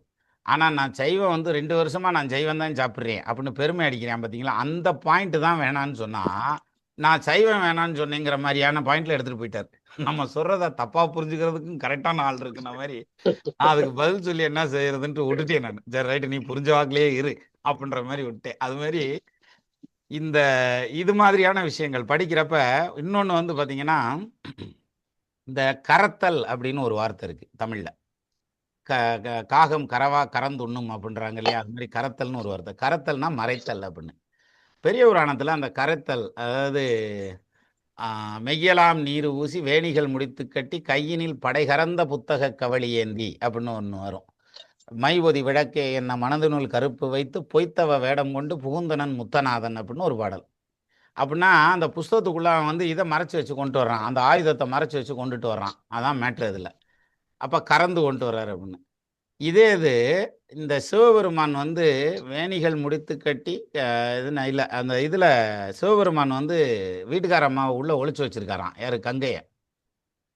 அவர் பாவம் பத்திரமா சூதானமாக நீ கம்முன்னு இருன்னு வச்சிருக்கிறாரு. அது அங்கேருந்து காரி துப்புன மாதிரி சங்கின்னு வெளியே வந்துருச்சு. அப்போ தானே இந்த வீட்டுக்காரம்மாவுக்கு தெரியும் பிரச்சனையை கிளப்பிடுறது. 2வது வீட்டுக்காரம்மா பிரச்சனையை கிளப்புறது சிவபெருமான் குடும்பத்திலேருந்தே இருக்குது. நம்ம வந்து சாதாரண மனுஷன் குடும்பத்துல இருந்தெல்லாம் இல்லை, அங்கேருந்தே இருக்குது. இது ஒன்று. இன்னொன்று வந்து மனசுக்குள்ள வந்து சீதையனுடைய அந்த ஆசையை வந்து ஒளிச்சு வச்சிருந்தானா ராவணன். அந்த இடத்துல போய் அம்பு குத்துச்சான். அதாவது கறந்தது, அதாவது சீதையனுடைய அன்பு கறந்து நின்றது அப்படின்னு சொல்லி அங்கே ஒரு பாட்டு வரும். அப்போ நம்ம இதை படித்ததுமே எங்கெங்கெல்லாம் கறந்தமோ அங்கெல்லாம் ஞாபகம் போயிருதப்பா. அப்புறம் எங்கிட்ட அதை தாண்டி போகிறது, கறந்தது பூரா ஞாபகத்துக்கு வந்துடுதுன்ன மாதிரி அப்படி வந்துடுது. ஸோ அதாவது எனக்கு தெரிஞ்ச வரைக்கும் படிக்கிறத பழகணும், அதுவும் ஒரு உண்மை. ஏன்னா அதை கடந்து போக தெரியணும். கடந்து போகிறதுங்கிறது அப்போ நம்ம ரசிக்கிறது குறைஞ்சிருமோ அப்படிங்கிற அந்த ஒரு எண்ணம் வேற வந்துடுது இல்லை, அதனால தான் இழுத்துக்கிட்டே போகிறது, வேற ஒன்றும் இல்லை. இனியே நீங்கள் சிக்னல் போட்டுற போகிறாங்க, நிமிர்ந்து பார்த்துக்கோங்க. இல்லைங்க சார், இப்போ இது சைடில் நிப்பாட்டி இருக்கிறேன். ரொம்ப நன்றிங்க சார், அருமையாக இருந்தது. எவ்வளோ நாள் கம்பு சுற்றிக்கிட்டு இருந்தீங்க, இன்னைக்கு பந்தம் சுற்றுனீங்க சார், அருமையாக இருந்தது. நல்லது, நன்றி நன்றி.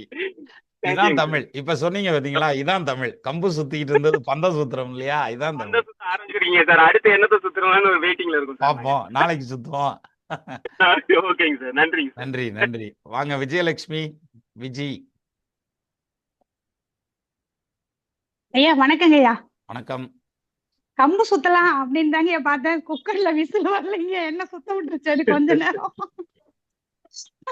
புக்களை பிடித்து நாவி கூண்டினில் அடைத்து வைத்து, அதாவது பொண்டாட்டியை பார்த்து யாராவது விசில் அடிச்சா புருஷனுக்கு கோவம் வரும். ஆனா குக்கர் விசில் அடிச்சா கோவம் வரும். அது பத்தியெல்லாம் அதுதாங்க, ஏன்னா இல்லைன்னா சோறு கிடைக்காது இல்லைங்க ஐயா. அதான். அது சொன்னீங்களே ஐயா, காலையில இருந்து சாயங்காலம் வரையிலும் வீட்லயே மனைவிகள் இருந்தா எவ்வளவு ஒரு சந்தோஷம். அது ஐயா உங்களுக்கு எல்லாத்துக்கும் சந்தோஷமா இருக்கும். ஆ. ஆனா ஒவ்வொரு ரூபாய்க்கும் அந்த கணவன் கிட்ட கையேந்தி நிக்கும் போது அது எவ்வளவு ஒரு மன உளைச்சல் தெரியுமாங்கய்யா. ஏதாவது ஒரு சில பொருட்கள் வாங்கணும்னா கூட அந்த கணவனை சார்ந்துதான் அந்த மனைவி வாழணுங்கிறது ரொம்ப கொடுமைங்கய்யா. கால கொடுமையிலே அது ரொம்ப மகா கொடுமைங்கய்யா. இல்ல அதனால இல்லம்மா அது கணவரை பொறுத்தது, மனைவியை பொறுத்தது இல்ல, கணவரை ஐயா, பொறுத்தது இது. எத்தனை எனக்கு அந்த பேர்த்துக்கு அந்த பிரச்சனை இல்லை குறிப்பிட்ட சார். எல்லாருக்கும் அப்படி கிடைக்காது.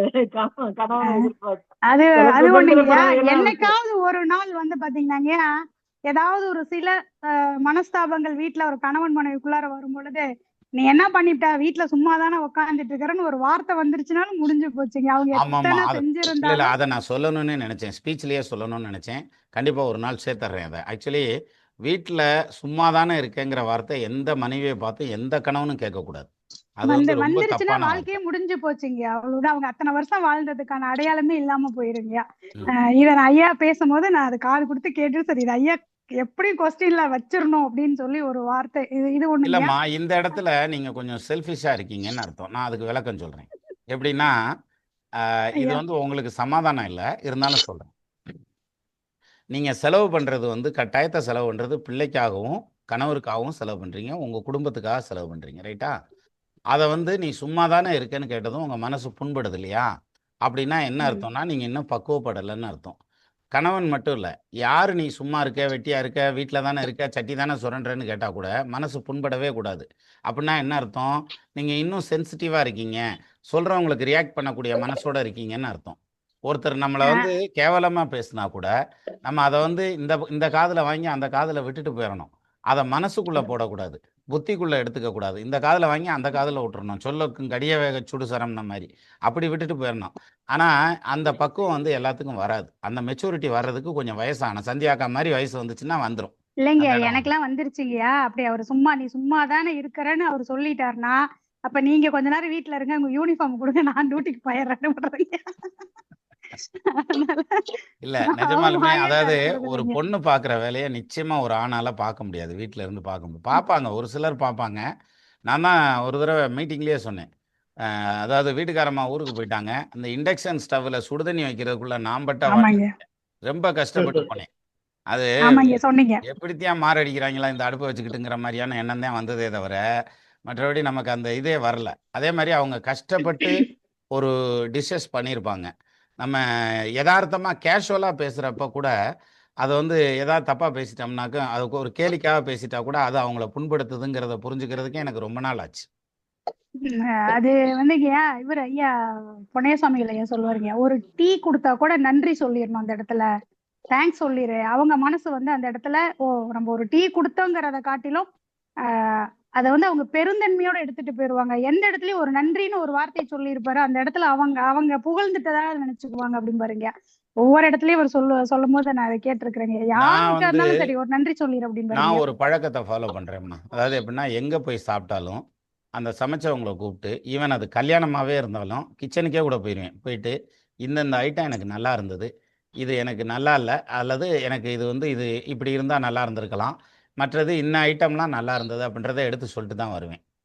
அப்போது எனக்கு வந்து சாப்பிட தெரியலையா, இந்த இப்போ ரீசெண்டாக ஒரு கல்யாணம் நம்ம சொந்தத்தில் மாமா பேத்திக்கு, அந்த கல்யாணத்துக்கு போனப்போ அந்த சமையல்கார்ட்ட சம்மந்தி விருந்துக்கு வந்து இருந்து சாப்பிட்டுட்டு அப்புறம் அவர்கிட்ட போனேன். போய் சொன்னேன், இந்த மாதிரி பூசணி அல்வா நீ ஓட்டிருந்தது பிரமாதமாக இருந்ததுயா, பென்டாஸ்டிக். ஒருவேளை எனக்கு சுகர் இருக்கனால அது நல்லா இருந்ததா என்னன்னு தெரியல, ஆனாலும் நல்லா இருந்தது அப்படின்னு அந்த விவரத்தையும் சொல்லிட்டு, புளிக்குழம்பு நல்லா இல்லைன்னு எல்லாரும் சொன்னாங்க. சரி நம்ம ரிஸ்க் எடுக்காட்டி என்ன, அந்த களத்தில் இறங்காட்டி என்னன்ட்டு நான் அதில் இறங்கலை. அதனால் பாக்கியெல்லாம் சாப்பிட்டேன், நான் சாப்பிட்ட வரைக்கும் எல்லாம் நல்லா இருந்ததுன்னு சொல்லிட்டு தான் வந்தேன். இது வந்து நம்ம விருந்தில் சொல்கிறத விடுங்க, ஒரு வீட்டில் போய் சாப்பிடல சமைச்சவங்கள்ட்ட அந்த டீட்டெயில் நம்ம கொடுத்தோன்னு வச்சுங்களேன், இன்னொரு தடவை நல்லா சோறு போடுவாங்க. நீங்கள் வேணா கூப்பிட்டு சோறு ஓட்டு பாருங்க, நான் நல்லா சொல்லுவேன். ஐயா சரியா? நீங்க எப்ப வேணாலும் வரலாங்கய்யா. என்னங்க இப்படி சொல்லிட்டீங்க, நீங்க எப்ப வேணாலும் வரலாங்கய்யா. நீங்க வாங்க. அதான் சரி. நான்வெஜ்னு சொன்னீங்க இல்லைங்க, நான்வெஜ் சூப்பரா சமைப்பேங்க, நல்லா நான் நான்வெஜ்ஜாவே கொடுக்குறேங்க. நீங்க வாங்கய்யா, அடேங்கப்பா. நான்வெஜ் எல்லா வெரைட்டியும் செய்வேங்கய்யா. நீங்க வாங்க வீட்டுக்கு, எப்ப வேணாலும் வரலாம். அதெல்லாம் சரி. சேலம் கண்டிப்பா ஒரு நாள் வர்றேன் நான். வாங்க வாங்கய்யா. ஏற்காடு வரலாம்னு நினைச்சிட்டு இருக்கேம்மா. ஏற்காடு வரையில அப்படியே வர்றேன் வீட்டுக்கு. வாங்கய்யா, வீட்டுக்கு வாங்கய்யா, வாங்கய்யா. ஒரே அது மட்டும் ஒரே இல்லைங்க, விஷயம். இதுல இன்னொரு விஷயங்கய்யா. இப்ப நீங்க வந்து இந்த புலவர்கள் அப்படின்னு சொல்லும் போது சொன்னீங்களேங்கய்யா, ஒவ்வொரு அரசனுமே தனக்குள்ள ஒவ்வொரு கவித்துவத்தை வச்சுக்கிட்டு தாங்க அந்த காலத்துல வாழ்ந்திருக்காங்க. அது அதாவது தன்னை காட்டிலும் புலவர்களுக்கு அவங்க ஏன் பெரிய மதிப்பீடு கொடுத்தாங்க அப்படின்னா, நான் யூடியூப்ல பார்த்தது, நான் புக்ஸ்ல படிச்சது தாங்க இந்த இடத்துல சொல்றேன். புலவர்கள் வந்து பாத்தீங்கன்னாங்க எல்லா வித தத்துவத்தையும் புரிஞ்சு வச்சுக்கிட்டாங்க. நம்மளை காட்டிலும் அவங்க அறிவுபூர்வமா சிந்திச்சாங்க அப்படிங்கிறது தாங்க அவங்க ஒவ்வொரு அரசனுமே தன் பக்கத்துல புலவர்கள் இருக்கணும்னு அவங்க நினைச்சதுக்கு காரணம் இதுதான் அப்படின்னு நான் படிச்சேங்க. அது உண்மையா தப்பான்னு எனக்கு தெரியல. இல்ல கரெக்ட் தான். ஆனா எனக்கு ஒரு ஆச்சரியமான விஷயம் விஜயலட்சுமி, அதாவது என்னன்னா ஜோசியத்தை விரும்புறவங்க இதை விரும்புறதுங்கிறது, தமிழை விரும்புறதுங்கிறது ரொம்ப கம்மியாக தான் இருக்கும். நீங்கள் ஒன்றும் இல்லை, இதே மாதிரி நம்ம ஒரு ஜூம் மீட் போட்டோம்னு வச்சுங்களேன், ஜோசியத்துக்கு போகிறேன் 7ஆம் இடத்தில் சுக்கிரன் என்ன செய்ய போகிறார் அப்படின்னாக்கும் கும்பலாக வந்துடுவாங்க. வாயா வாயா வாயா வாயா கதவை திறடா அப்படின்னு. ஆனால் இதுன்னு புலவர்கள் மனைவி பற்றி என்ன சொன்னார்கள் அப்படின்னு போட்டோம்னு வைங்களேன், என்னத்தையே சொல்லிட்டு போகிறாங்க, நமக்கு என்ன, எனக்கு ஏகப்பட்ட வேலை இருக்காப்பா அப்படின்ட்டு போயிடுவாங்க. புரியுதுங்களா? இல்லைங்கய்யா, ஜோதிடம் தெரியணும்னா நம்ம பழைய வரலாறுகள் புலவர்கள் பத்தி நிறைய தெரிஞ்சுக்கணுங்க. அப்பதான் நமக்கு ஜோதிடத்துக்குள்ளார கொஞ்சமாவது வெளியில தெளிவு கிடைக்கும் அப்படிங்கிறது என்னோட கருத்துங்கய்யா. ஏன்னா ஒவ்வொரு புராண கதையிலயும் ஒவ்வொரு இலக்கண நூல்லையும் ஜோதிடத்தை சார்ந்து நிறைய விஷயங்கள் சொல்லப்பட்டிருக்கு. ஆனா நமக்கு அது வந்து எப்படி கொண்டுட்டு வரதே இப்ப திருக்குறள் எடுத்துட்டு அதுலயே நிறைய ஜோதிட இது இருக்குதுங்கய்யா. பெரிய புராணத்துல எடுத்துக்கிட்டாலும் இருக்கு, சிலப்பதிகாரத்துல எடுத்துக்கிட்டாலும் இருக்கு, எல்லா இதுலயுமே இருக்கு. ஆனா நமக்கு அதை எப்படி தெரிஞ்சுக்கிறதுங்கிறது நிறைய பேத்துக்கு தெரியலைங்க. இதுதான் எனக்கு தெரிஞ்ச, ஏன்னா நான் இதுக்குள்ளார பயணிக்கிறேங்கய்யா. வேதங்கள் எல்லாமே பார்க்கணும்னு நினைக்கிறேங்க, ஒவ்வொரு விஷயத்தையும் நுட்பமா கவனிக்கணும் அப்படின்னு நினைக்கிறேன். அதனாலதாங்கய்யா எந்த ஒரு விஷயமும் இது நமக்கு ஆகாதுன்னு ஒதுக்கி வைக்க கூடாது. எதுவா இருந்தாலும் அதுல உள்ள நீந்தி பார்க்கணும் அப்படின்னு நினைக்கணும். இது வந்து என்னோட கருத்துங்கய்யா. எனக்காக வாய்ப்பு அளிச்சதுக்கு ரொம்ப நன்றி. நன்றிங்கய்யா. நன்றி. எல்லாத்தையும் நுட்பமா பார்த்தது சரி, ஆனா குக்கருக்கு விசில் போட்டதை பார்க்க முட்டீங்க, அதனாலதான் ஐயா விசில். இல்லைங்க, ஆஃப் பண்ணி விட்டுட்டு வந்துட்டேங்க நானு. இல்லைங்க, அது மதியத்துல இருந்தே மக்கார் பண்ணுது. விடுங்க, குக்கரும் வீட்டுக்காரர் மாதிரி தான், சமயத்துல குத்த வச்சு உட்காந்துக்கிறான். ஆமாங்கய்யா, நன்றிங்கய்யா, அருமையா நன்றி நன்றி இருந்ததுங்கய்யா. நன்றி. வாங்க மோகன் சார். சார் வணக்கம் சார். வாங்க. இல்ல இந்த தலைப்பா தானே சிறந்த மதியம்னா நீங்க அறிவு இது மாதிரி சம்பந்தப்பட்ட விஷயம் பேசணும்னு நினைச்சா அப்புறம் நீங்க பௌர்ணமி பத்தி பேசியிருக்கீங்க. நான் ரொம்ப அருமையா இருந்ததுங்க. அப்ப நிறைய நூல்கள் படிக்க படிக்க தான் நமக்கு ஒரு சின்ன விஷயத்த தொடர்ச்சியா பேச முடியும். இப்ப கரத்தல் கூட சொன்னீங்க, கரத்தல்னு ஒரு வார்த்தை சொன்னோன்னா அடுத்தடுத்து டக்கு டக்குன்னு பேசிட்டீங்க நீங்க. அப்ப என்ன அர்த்தம்னா நீங்க நிறைய படிக்கிறீங்க, அது நாங்களும் படிக்க முயற்சி பண்றோம். ஐயா கூட சேர்ந்து டிராவல் பண்ணது ரொம்ப மகிழ்ச்சியா இருக்குங்க. ரொம்ப நன்றிங்க, அருமையா இருந்தது. நன்றி நன்றி. ஒரு பழமொழி தான் சொல்லுவாங்க, வித்துவான் விடாமல் கத்துவான் ஊரெங்கும் சுத்துவான் அப்படின்னுவாங்க. இன்னொன்னுல வந்து படிச்சவன் பாலாத்தானே ஓனான்னு வாங்க, அந்த மாதிரி கணக்குல இது வந்து கரைச்சலுக்காக சொல்றது. பட் ஓகே, நீங்களும் படிங்க, படிக்கிற ஆர்வத்தை தூண்டுறோம் இல்லையா, அதுவே பெரிய விஷயம் தான், நல்லதுதான். அதாங்க உங்களோட டிராவல் பண்றதே எங்களுக்கு பெரிய விஷயமா இருக்கு. அது போதும். ரொம்ப நன்றிங்க. உங்களோட டிராவல் பண்ணுறது ஒன்றும் இல்லை, எனக்கு இன்னைக்கு ரொம்ப ஆச்சரியமாக இருந்துச்சு. என்ன உட்காந்ததும் 1 மணி நேரம் ஆகிப்போச்சு. கடியாரம் நல்ல வேலை கையில் கட்டி வச்சிருக்கேன், இல்லாட்டி இறங்கி திடுத்துட்டுன்னு ஓடிடும் அது அப்படின்ற மாதிரி இருந்தது இன்னைக்கு டைம் போன ஸ்பீடு. எனிவே நன்றி மோகன். வாங்க முச்சாமி. அண்ணா வணக்கம்ண்ணா. வணக்கம்ண்ணா, வாங்கண்ணா. அந்த அவளும் வணக்கம் சொல்றாப்பா மகள. ஐயோ, என் மகன் வந்து நான் எப்பப்பா தத்தி தாதுதி பாடுவேன், எனக்கு எப்பப்பா மைக்கு கொடுப்பாங்க, எப்பப்பா மேடையில ஏறுவேன், வெக்கம் வந்துருச்சு அப்படின்னு எனக்கு பாட்டு சொல்லி கொடுப்பா அப்படின்னு சொல்லிட்டு இருந்தா. என்ன இருந்தாலும் சொல்லுப்பா. நீங்க சொல்லுங்க. நீ என்ன இருந்தாலும் பாட்டு பாடுறேன் பிள்ளை இல்ல, அதனால அவளும் பாடணும்னு நினைப்பால. அப்புறம் நீங்க ஃபர்ஸ்ட் பேசிட்டு இருக்கும் போது அந்த குழந்தைய வளர்க்கறப்ப அந்த நேரத்தை செலவு பண்ணி அது பண்றதெல்லாம் கேட்டு அதெல்லாம் சொன்னீங்கல்ல சார், அப்பெல்லாம் அதெல்லாம் நான் ஃபீல் பண்ணேன்.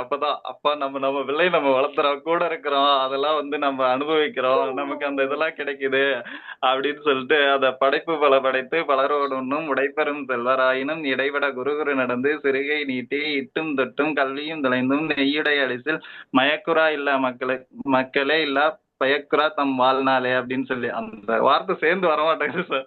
அந்த மாதிரியான அந்த பாட்டு முத வரி என்ன?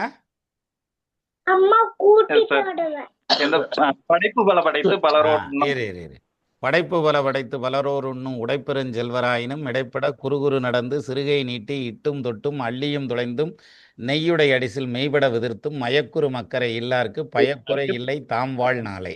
அதான் அந்த பாட்டு. கரெக்ட் தான். நீ சொல்ற கரெக்ட். இல்லப்பா, கரெக்டா தான் சொல்றேன். இல்ல சார், கரெக்டா வரும் அந்த எமோஷனல்ல, நம்ம பேசணுங்கிற அந்த எமோஷனல்ல வராம இருக்கிறது. உண்மையிலேயே சொல்றேன் முச்சாமி, நீ ரொம்ப கொடுத்து வச்சேன் பிள்ளைய. வந்து இதுக்கு மேல வளர்க்கறதுக்கு நான் தான் சொல்லுவேன்ல, மீட்டிங்லேயே சொல்லியிருக்கேனே, தாயுமானவன். அதனால நீ அந்த வகையில ரொம்ப கொடுத்து வச்சவன். அது மாதிரி சார், நீங்க அந்த பேசிட்டு அந்த பாடல்லாம் சொல்லும்போது ரொம்ப நல்லா இருந்துச்சு. அப்புறம் நீங்க அந்த அரை நிலா சூடி அந்த இதை குறை சொன்னாங்க அப்படின்னு சொல்லிட்டு அதுக்கப்புறம் அந்த பந்தத்தை சுத்தி வச்சாங்க அப்படின்னு சொல்லும் போதும் ஏதோ பந்தத்துக்கும் நிறைமதிக்கும் ஏதோ சம்பந்தம் இருக்கு, அதனாலதான் அது சொல்றாரு, அதுக்கு ஏதோ காரணம் இருக்கு அப்படின்னு சொல்லி என் மனசுல தோணுச்சு. அப்ப ஏதோ அதை பத்தி அந்த பந்தத்துக்கும் நிறைமதிக்கும் ஏதோ சொல்ல போறாரு கனெக்ட் பண்ணி அப்படின்னு சொல்லி தோணுச்சு. அதே மாதிரி சேர போட்டு உட்காரச்சு சொல்லுப்பா. அதே மாதிரி வீடியோ கேட்கும்போது, வீடியோவில் ஜோதிடத்தை பத்தி கேட்கும்போது கூட கொஞ்ச நேரம் ஆனா அந்த சலுப்படைஞ்சு அந்த மாதிரி ஆயிடும். ஆனா புக்கில் அந்த பாட்டை படிச்சு பார்த்து எழுதி பார்த்து மறுபடியும் படிச்சு பார்த்து மறுபடியும் எழுதி பார்த்து சொல்லி பார்த்து அந்த ஒரு பாட்டு படிக்கிறதுக்கு பல மணி நேரம் எடுத்துக்கும். இவ்வளவு நேரம் ஒரு பாட்டை படிச்சோமா அப்படின்னு சொல்லி வீடியோ கேட்டிருந்தா கூட 4-5 வீடியோ கேட்டிருக்கலாம்டா, இதுல ஒரு பாட்டு உட்காந்து இவ்வளவு நேரம் படிச்சு. ஆனா இருந்தாலும் அந்த ஒரு பாட்டை படிச்சோம், அந்த பாட்டு மனப்பாடமா நிக்கும். எவ்வளவு நாள் கழிச்சுனாலும் அந்த பாட்டு மனப்பாடமா நிக்கும். ஆனா 5 வீடியோ பார்த்தாலும் 5 நிமிஷத்துல மறந்து போயிடும். அது மாதிரியான ஒரு இது ரொம்ப நல்லா இருந்துச்சு சார். இன்னைக்கும் உங்களுடைய இது கருத்துக்கும். தமிழ் தான் வரியா? அதுக்குள்ள நிறைமதியை தேடி காந்திமதி வந்ததனால் நான் கட்டாயி விட்டேன், வேற ஒண்ணும் இல்ல. காந்திமதி வந்தா பரவாயில்ல, வேற மதி வரலன்னா இப்பதான் சொன்னேன் நான் வள்ளி திருமணத்துல திணைப்பணம் வணக்கம். மேயாதமான் புள்ளி மேவாதமான் மாதிரி. அப்ப நன்றி முத்துசாமி. இந்த தத்தி தாதூதி சொன்னேல, அந்த தத்தி தாதூதி பாடல் வந்து கிட்டத்தட்ட ஒரு 100 தடவைக்கு மேல நான் சொல்லி பார்த்துருப்பேன். அதுக்கப்புறம் தான் அதை சொல்லி பார்த்ததே 100 வாட்டினா எத்தனை வாட்டி எழுதி பார்க்கறது? தத்தி தாதூதி தாதூதி தத்தூதி துத்தி துதைது துதைத தாதூதி தித்தித்த தித்தித்த தாதேது தித்தித்த தெத்தத்ததோ தித்தித்த தாது. அதாவது ஒரு தடவை சொன்னா உளறிட்டு விட்டுட்டாங்க, என்னத்தையும் உளறிட்டேன் போல இருக்குன்னு வாங்க. ஆனா திருப்பி மறுபடியும் அதே ரைமிங்ல சொல்லணும், அப்ப மாட்டிக்கிருவான். இந்த மாதிரி பாட்டு சொல்லல 2 வாட்டி சொல்லணும். அப்ப வந்து இடையில வந்து டூபான் அடிக்க முடியாது. ஆமா சார், நீங்க அதுக்கப்புறம் 2-3 மேடையில அந்த பாட்டை பாடினப்ப நான் பார்த்தோம் சார் வீடியோல. அந்த பாட்டு பாடி காக்கைக்காக கூகை கூகைக்காக காக்கை கோக்கூக்கு கை கைக்கு கை கைக்கு எனக்கு வரல, கை கைக்கு கான்னு வரும் அந்த பாட்டு. சூப்பரா இருக்கும் அந்த பாட்டு. ஆமா சார். என் பொண்ணு அந்த பாட்டு பாடணுமா சார்? சரி, கண்டிப்பா கண்டிப்பா பாடுவாப்பா, நீ ஒன்றும் கவலைப்படாத. சனியலாதருவர் தானுமே கூடி புனிதராய் இருக்க புலவனாய் கவிதை இனிதன உரைத்தே எண்டிசை எங்கும் மனுவுட நீதி மன்னன் ஆகுவானேன்னு வாங்கல, அது மாதிரி அவளும் மன்னன் ஆகட்டும். எப்பயாச்சும் நான் பாடணும், அந்த பாட்டு பாடணும், நீ சொல்லி கொடுப்பான்னு கேட்டுக்கிட்டே இருக்கா. நானும் சொல்லி கொடுத்துக்கிட்டே இருக்கேன். நீ சொல்லி கொடு, அவ பாடிடுவா, கண்டிப்பா பாடிடுவா. சரிங்க சார், ரொம்ப நன்றி சார். நன்றி நன்றி. வாங்க சம்பத் சிவா.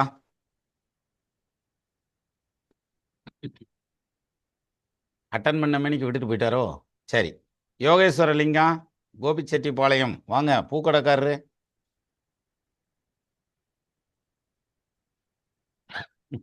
ரெண்டு பேருமே அட்டன் பண்ணி வச்சுட்டு போயிருக்காங்களாம்.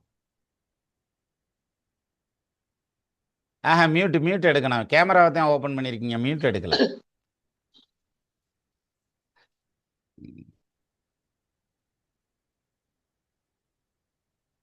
யோகேஸ்வரலிங்கம் மியூட் எடுங்க. மியூட் எடுக்கல. மியூட் எடுக்க வர மாட்டேங்குதா? சரி, கொஞ்சம் வெயிட் பண்ணுங்க, நான் இன்னொருத்தருக்கு பேசுறேன். அப்புறம் அதுக்கப்புறம் நீங்க வாங்க. வாங்க முருகேசன் கந்தசாமி சார், வாங்க. வணக்கம் சார். வணக்கம் சார். இந்த 1 மணி நேரம் நான் எனக்காக செலவழிச்சதுல ரொம்ப சந்தோஷம் சார். காலையில 7 மணிக்கு முதலாளி பண்ணுவாரு, எங்கப்பா இருக்கு அப்படின்னு. வீட்டுக்காரமா சாயங்காலம் 7 மணிக்கு எங்க இருக்கேன்னுவா. ஆக மொத்தம் இவங்க 2 பேருக்கு இடையில சரியா போகுது. இந்த 1 மணி நேரம் ஃப்ரீயா நமக்கு பிடிச்சதை பார்த்து இப்ப சார் பேசும்போது தான் அந்த பழைய படிச்சதெல்லாம் ஞாபகத்துக்கு வருது சார். அந்த கோப்பறிஞ்சு வரணும் பிஸ்ராந்தியாரும் 2 பேரும் நேருக்கு நேரையே பார்த்ததுக்கு இல்லையா. 2 பேரும் வந்துட்டு அந்த கோப்பரஞ்சேலன் வந்து வருத்தப்பட்டு இறந்த உடனே, பிள்ளைகளால வருத்தப்பட்டு இறந்த உடனே இவரும் வடக்கிருந்து உயர்ந்துட்டாருன்னு சொல்லி படிச்சிருக்கேன் சார். அது எவ்வளவு நான் அந்த அளவுக்கு புலவர்களா இருந்தாலும் வாங்கி திங்கிறவங்க இல்ல, பாசமாகவும் இருப்பாங்கன்றதுக்கு அவங்களோட வரலாறும் இன்னும் எனக்கு ஞாபகம் இருக்கு. ரொம்ப நன்றி சார். ரொம்ப திருப்தியா இருக்கு. இந்த 1 மணி நேரம் நமக்கு செலவழிச்சதுல ரொம்ப திருப்தி சார். ரொம்ப நன்றி. நன்றி நன்றி. இவர் முதன்னு இதுக்கு பாத யாத்திரைக்கு வரையில பேசினாரு. வந்து இந்த மாதிரி நான் கூட நடந்து வரேன்னு பேசல. இவர் என்னத்த நடக்க போறாருன்னு நினைச்சேன். கடைசியில் பார்த்தா அவர் எனக்கு முன்னால போய்கிட்டு இருந்தார். கிறுன்னு கரெக்டுன்னு போயிட்டாரு முருகேசன். எனக்கு ரொம்ப ஆச்சரியமா இருந்தது. அதே மாதிரி பல்லவி அதே மாதிரி தான். ஒவ்வொரு தடவையும் பாத யாத்திரை போகும்போது முதல்ல போய் ரீச் ஆகுறது பல்லவி தான் ரீச் ஆகுறா. அந்த மாதிரி இந்த தடவையாவது மெதுவாக போமா அப்படின்னு. ஆனால் இந்த தடவையும் இப்போ முன்னாடி தான் போனாப்புல. அது மாதிரி தான். மிக்க நன்றி சார் உங்களுடைய கருத்துக்கு. வாங்க தனபால் சார்.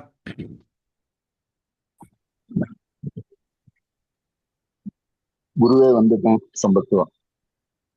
வாங்க சம்பத் சிவா பேசுங்க.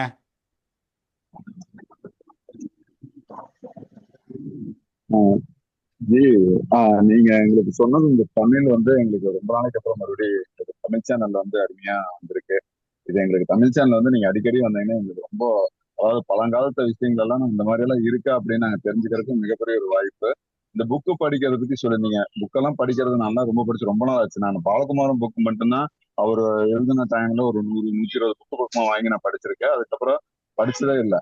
ஜோதிடத்துக்கு வந்த உங்களோட தமிழ் ஆர்வத்தை பார்த்து தமிழுக்கு வந்ததுக்கு அப்புறம் ஜோதிடத்தை கொஞ்சம் நான் கத்துக்கிட்டு இப்போ ஜோதிட புக்கு வாங்கி நம்ம படிச்சுட்டு இருக்கிறப்ப வந்து இந்த படிக்கணும் அப்படிங்கிற ஆர்வத்தை தூண்டுனதே வந்து உங்களுடைய தமிழ் பார்த்து, உங்களுடைய பேச்சை பார்த்து இவ்வளவு குரல் உள்ள போய்விட்டது. பார்த்து கண்கள் பூத்திருந்தேன்ன மாதிரி டமால்னு குரல் உள்ள போயிடுச்சு. சரி பரவாயில்ல விடுங்க. தனபால் சார் நீங்கள் பேசுங்க. மியூட்டில் இருக்கீங்க. மியூட்டை எடுத்துட்டு பேசுங்க. கேக்குதுங்களா? கேக்குதுங்க. எனக்கு ஒரு சின்ன சந்தேகம். ஏன்னா நீங்க வந்து அருமையா தமிழ்ல செய்யுள்லாம் எல்லா கலைகளும் வித்த ரொம்ப சந்தோஷம். இதை நம்ம ஜாதகத்துல பார்க்க முடியுமா? அவருடைய அதாவது பேச்சு வன்மைக்கு குரு அனுகிரகத்துக்கு 2ஆம் இடம் வலிமையா இருக்குன்னு சொல்லுவாங்க. அந்த மொழியில தமிழ் மொழியோ அது தெலுங்கு மொழியோ எந்த மொழியா இருந்தாலும் அந்த மொழியில வந்து பாண்டித்யம் பெறுவார்கள் என்பதை ஜோதிடம் மூலமாக அறிய முடியுமா? முடியுமே. புதன் தான் தமிழ் வித்தை. புதன் வந்து வாக்காதிபதியோட கனெக்ட் ஆச்சுன்னா தமிழ் வித்தை பெருகும்னு சொல்லுவாங்க. செவ்வாயோட சேர்ந்தா தெலுங்கு வித்தை பெருகும் அப்படின்னு சொல்லுவாங்க. ராகு எதோட சேர்ந்தா அந்நிய பாஷை அப்படின்னு சொல்லுவாங்க. ஜோசியத்திலே இருக்கு இதெல்லாம்.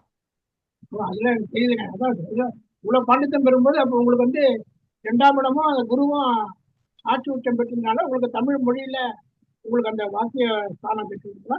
அதுவும் ஒரு காரணம். ஆனால் வந்து இது மட்டுமேன்னு சொல்ல முடியாது. பலவிதமான ஒரு பலன் வந்து ஜோசியத்தில் எடுக்கிறதுக்கு பலவிதமான கிரக சேர்க்கைகளை எடுத்துக்கலாம். அதில் இதுவும் ஒரு காரணம். நீங்கள் சொன்னதும் கரெக்டு தான். அந்த மாதிரி 2க்கு அதிபதி புதன் சேர்ந்திருந்தாலும், குரு வலுவாக இருந்தாலும், வாக்காதிபதி ஸ்ட்ராங்காக இருந்தாலும், இந்த மாதிரி பல விதத்தில் எடுத்துக்கலாம். அதில் நீங்கள் சொன்ன பாயிண்ட் ரொம்ப கரெக்ட். தமிழுக்கு குருவா இல்ல புதன் புதன் புதன் புதன் தமிழுக்கு புதன். அப்போ தமிழுக்கு புதனு, அப்ப தெலுங்குக்கு செவ்வாய். இது போல மற்ற ஹிந்திக்குன்னா இந்திக்கெல்லாம் சொல்லலை ஜோசியத்தில். நம்மளா ஒன்றை வந்து கிரியேட் பண்ணிக்கலாம். ஆனால் இதில் ஜோசியத்தில் சொல்லலை. இந்தி அந்த காலத்தில் அவ்வளோ பெரிய லாங்குவேஜ் இல்லை. ஓ சரிங்க. ரொம்ப சந்தோஷம். உங்களுடைய அரவணைப்பு நாங்கெல்லாம் இருக்கிறோம் போது அதாவது ஒரு தோழியுடைய சிறகுக்குள்ள நாங்கெல்லாம் ஒளிஞ்சிருக்கோன்ற பார்க்கும்போது நான் ரொம்ப சந்தோஷப்படுறேன் ஐயா. ரொம்ப சந்தோஷம் ஐயா. நன்றிங்க. நன்றி ஐயா. மன்னிக்கவும் வெளியே வந்துருச்சு, கட் ஆயிருச்சு. பரவாயில்ல சொல்லுங்க சம்பத் சிவா. அப்புறம் அந்த புக்கெல்லாம் நாங்க வாங்கி படிச்சுட்டு இருக்கிறப்ப எங்களுக்குள்ள அந்த கொஞ்சம் அந்த அறிவுகள் வந்துட்டு இருக்குது. நேத்து கூட போய் அந்த ஜோசி புக் வாங்கலான்னு சொல்லி போறப்போ என்னுடைய மனைவி கூட வந்திருந்தாங்க. ஒரு 8 புக்கு வாங்கியிருந்தேன். அவைய ஆர்வமா பார்த்து இந்த புக்கு வாங்குங்க, இதெல்லாம் வந்து உங்க குருநாதர் சொல்றதான சொன்னாங்க. அவர் 8 புக் மட்டும் வாங்கிட்டு வந்திருந்தேன் நேற்று மட்டும். அந்த புக்கெல்லாம் படிக்கிற காரணமே வந்து நீங்க தான். ஏன்னா அந்த உட்காந்து படிச்சோம்னா நம்ம ஒரு 10 நிமிஷம் படிச்சோம்னாதான் அவ்வளவு ஒரு இன்ட்ரெஸ்டா இருக்கு. அந்த புக்ல இருக்கக்கூடிய சில விஷயங்கள் எல்லாம் நீங்க சொல்லக்கூடிய பாட்டு எல்லாமே நேற்று வந்து புலிப்பாணி புக்கெல்லாம் நான் வாங்கியிருந்தேன். நேற்று வாங்கிட்டு வந்து நீங்க சொல்லக்கூடிய பாட்டெல்லாம் அதுல நிறைய வரது பார்த்துட்டு எனக்கு இன்னும் படிக்கணும் அப்படிங்கிற ஆர்வத்தை தோணுச்சு. இந்த ஆர்வமெல்லாம் வந்து நீங்க பேசக்கூடிய தமிழ், நீங்க உச்சரிப்போட நீங்க பேசக்கூடிய வார்த்தைகள், இதுதான் எங்களுக்கு ரொம்ப பிடிச்சதுங்க. நீங்க அடிக்கடி தமிழ்லயும் வாங்க, ஜோதியோட மீட்டிங்லயும் வாங்க. ஏன்னா நாங்க உங்களை பார்க்கல அப்படிங்கறது எங்களுக்கு ஏதோ ஒரு இழந்த மாதிரி தான் இருக்கு. நீங்க வாரம் ஒரு ஜூம் மீட்டிங் போட்டீங்கன்னா எங்களுக்கு ரொம்ப சந்தோஷமா இருக்கு ஐயா. அதே மாதிரி நீங்க பந்தத்தை பத்தி சொல்லியிருந்தீங்க. எங்க ஏரியாவில் பாத்தீங்கன்னா சாமிகள் வந்து மெரமணின்னு சொல்லுவாங்க. சாமியை வச்சு அந்த பல்லாக்குல தூக்கிட்டு போறப்போ அந்த தீப பந்தம் கண்டிப்பா எடுத்துட்டு போவாங்க. தீப பந்தம் தான் ஃபர்ஸ்ட் போகு. சுத்தி வந்ததுக்கு அப்புறம் தான் அது வந்து தீபத்தை அமைச்சதுக்கு அப்புறம் தான் அந்த மெரமணியை சாமியை கீழே இருக்குவாங்க ஐயா. இன்னைக்கு அதே மாதிரி அந்த சாமிக்கும் இருக்குது. அதே மாதிரி பெண்கள் வந்து பெரிய பிள்ளை ஆயிட்டாங்கன்னா பெண்களுக்கு அந்த தண்ணி ஊத்துற மாமாவோட தண்ணி ஊத்துற டைம்ல அந்த பந்தம் பிடிப்பாங்க ஐயா. அதெல்லாம் வந்து நீங்க சொன்ன வார்த்தையெல்லாம் இன்னைக்கு எங்க ஊர்ல இந்த நடந்துட்டு இருக்கு ஐயா. நன்றி. உங்க ஊர்ல இன்னொன்னு நடக்கும். வயசான பெருசுக யாரும் இறந்தாங்கன்னா பேரை நெய்ப்பந்தம் பிடிக்கணும். ஆமாங்க ஐயா, அது நடக்குதுங்க ஐயா. அது எங்க அப்பாவுக்கே ம் நாங்க அதை செஞ்சோம். நானும் எங்க அக்காவோட பசங்க பேரன் பேட்டி எல்லாம் வந்து நெய்பந்தம் பிடிச்சாங்க ஐயா. அது உண்மையாக நடந்துட்டு இருக்கு அதெல்லாம். உண்மைதான் உண்மைதான். நன்றி நன்றி நன்றி நன்றி ஐயா. நன்றி. அது வாங்க. எல்லார் இதுலயும் இருக்கு சார். நெய்ப்பந்தம் பிடிக்கிறது எல்லார் இதுலயும் இருக்கு. இல்ல அது எனக்கு தெரியல, அதனால நான் சொந்த வார்த்தை சொன்னேன். எல்லார் இதுலயும் ஏன் இருக்கு. திருமணத்திற்கே உண்டுங்கய்யா. திருமணத்துக்கு திருமணத்திற்கே ஆமாங்கய்யா. அதாவது பெண் அழைச்சிட்டு போகும்போது நைட்ல புடிச்சிட்டு போவாங்கய்யா. பெண் கூட்டிட்டு போகும் பொழுது பந்தத்தோட தாங்க பெண்ணே கூட்டிட்டு போவாங்க. அதாவது அவ்வளவு இருட்டா இருந்திருக்க மாட்டிருக்குது பொண்ணு. ஏலே இந்த பந்தத்தை பொருத்தியாவது பாடுறா, புள்ள இங்க தான்டா இருக்குன்னு. என்ன பொண்ணு எதுன்னு தெரியாம அவன் அவங்க அம்மாவுக்கு தாலியா கட்டிடுறா போறியான். அது நெய்ப்ப அந்த பந்தம் தீப உண்டு. பந்தம் வந்து ஐயா அந்த தீபம் வந்து புடிச்சிட்டு போனா நீங்க சொன்ன மாதிரி இருட்டா இருக்குன்னு புடிச்சிட்டு போயிருப்பாங்க ஐயா. இப்பெல்லாம் அப்படி கிடையாது. ட்ரம்ஸ் போட்டு பட்டை கிளப்பி மாப்பிள்ளை அளப்பு பெண் அளப்புன்னு வச்சுட்டாங்க ஐயா இப்பெல்லாம். ஆமா, அதாவது செட்டியார்கள்ட்ட ஒரு பழக்கம் இருக்கு. காரைக்குடி நாட்டுக்கோட்டை செட்டியார்கள்ட்ட சங்கு ஊதுவாங்க. திருமணத்தப்ப சங்கு ஊதுவாங்க. 3 தடவை சங்கு அப்படிம்பாங்க. அதாவது பிறக்கிறப்ப ஒன்று, திருமணத்தின் போது ஒன்று, போய் சேரையில் ஒன்று அப்படின்னு சொல்லி 3 தடவை சங்கு பிடிப்பாங்க அப்படிம்பாங்க. அது வந்து அவங்களுக்கு மட்டுமே உண்டான ஸ்பெஷல் அப்படிங்கிற மாதிரி கேள்விப்பட்டேன். எந்த அளவுக்குன்னு தெரியல அதில் எனக்கு. எனவே மங்கை வாங்க. திருமணம் வந்து ஒரு காவுன்ற மாதிரியா சார்? வணக்கம் சார். வணக்கம். திருமணத்துல பெட்ரூம் லைட் தான் பிடிக்கிறாங்க. அது நம்ம வாஸ்தவம். சொல்லுங்க மங்கை. படிக்கிற ஆர்வங்கிறது எல்லாருக்கும் இருக்காது. ரீடிங் வாய்ஸ் பிரேக் ஆகுதுமா. எந்த ஊர்ல இருக்கீங்க? சென்னை.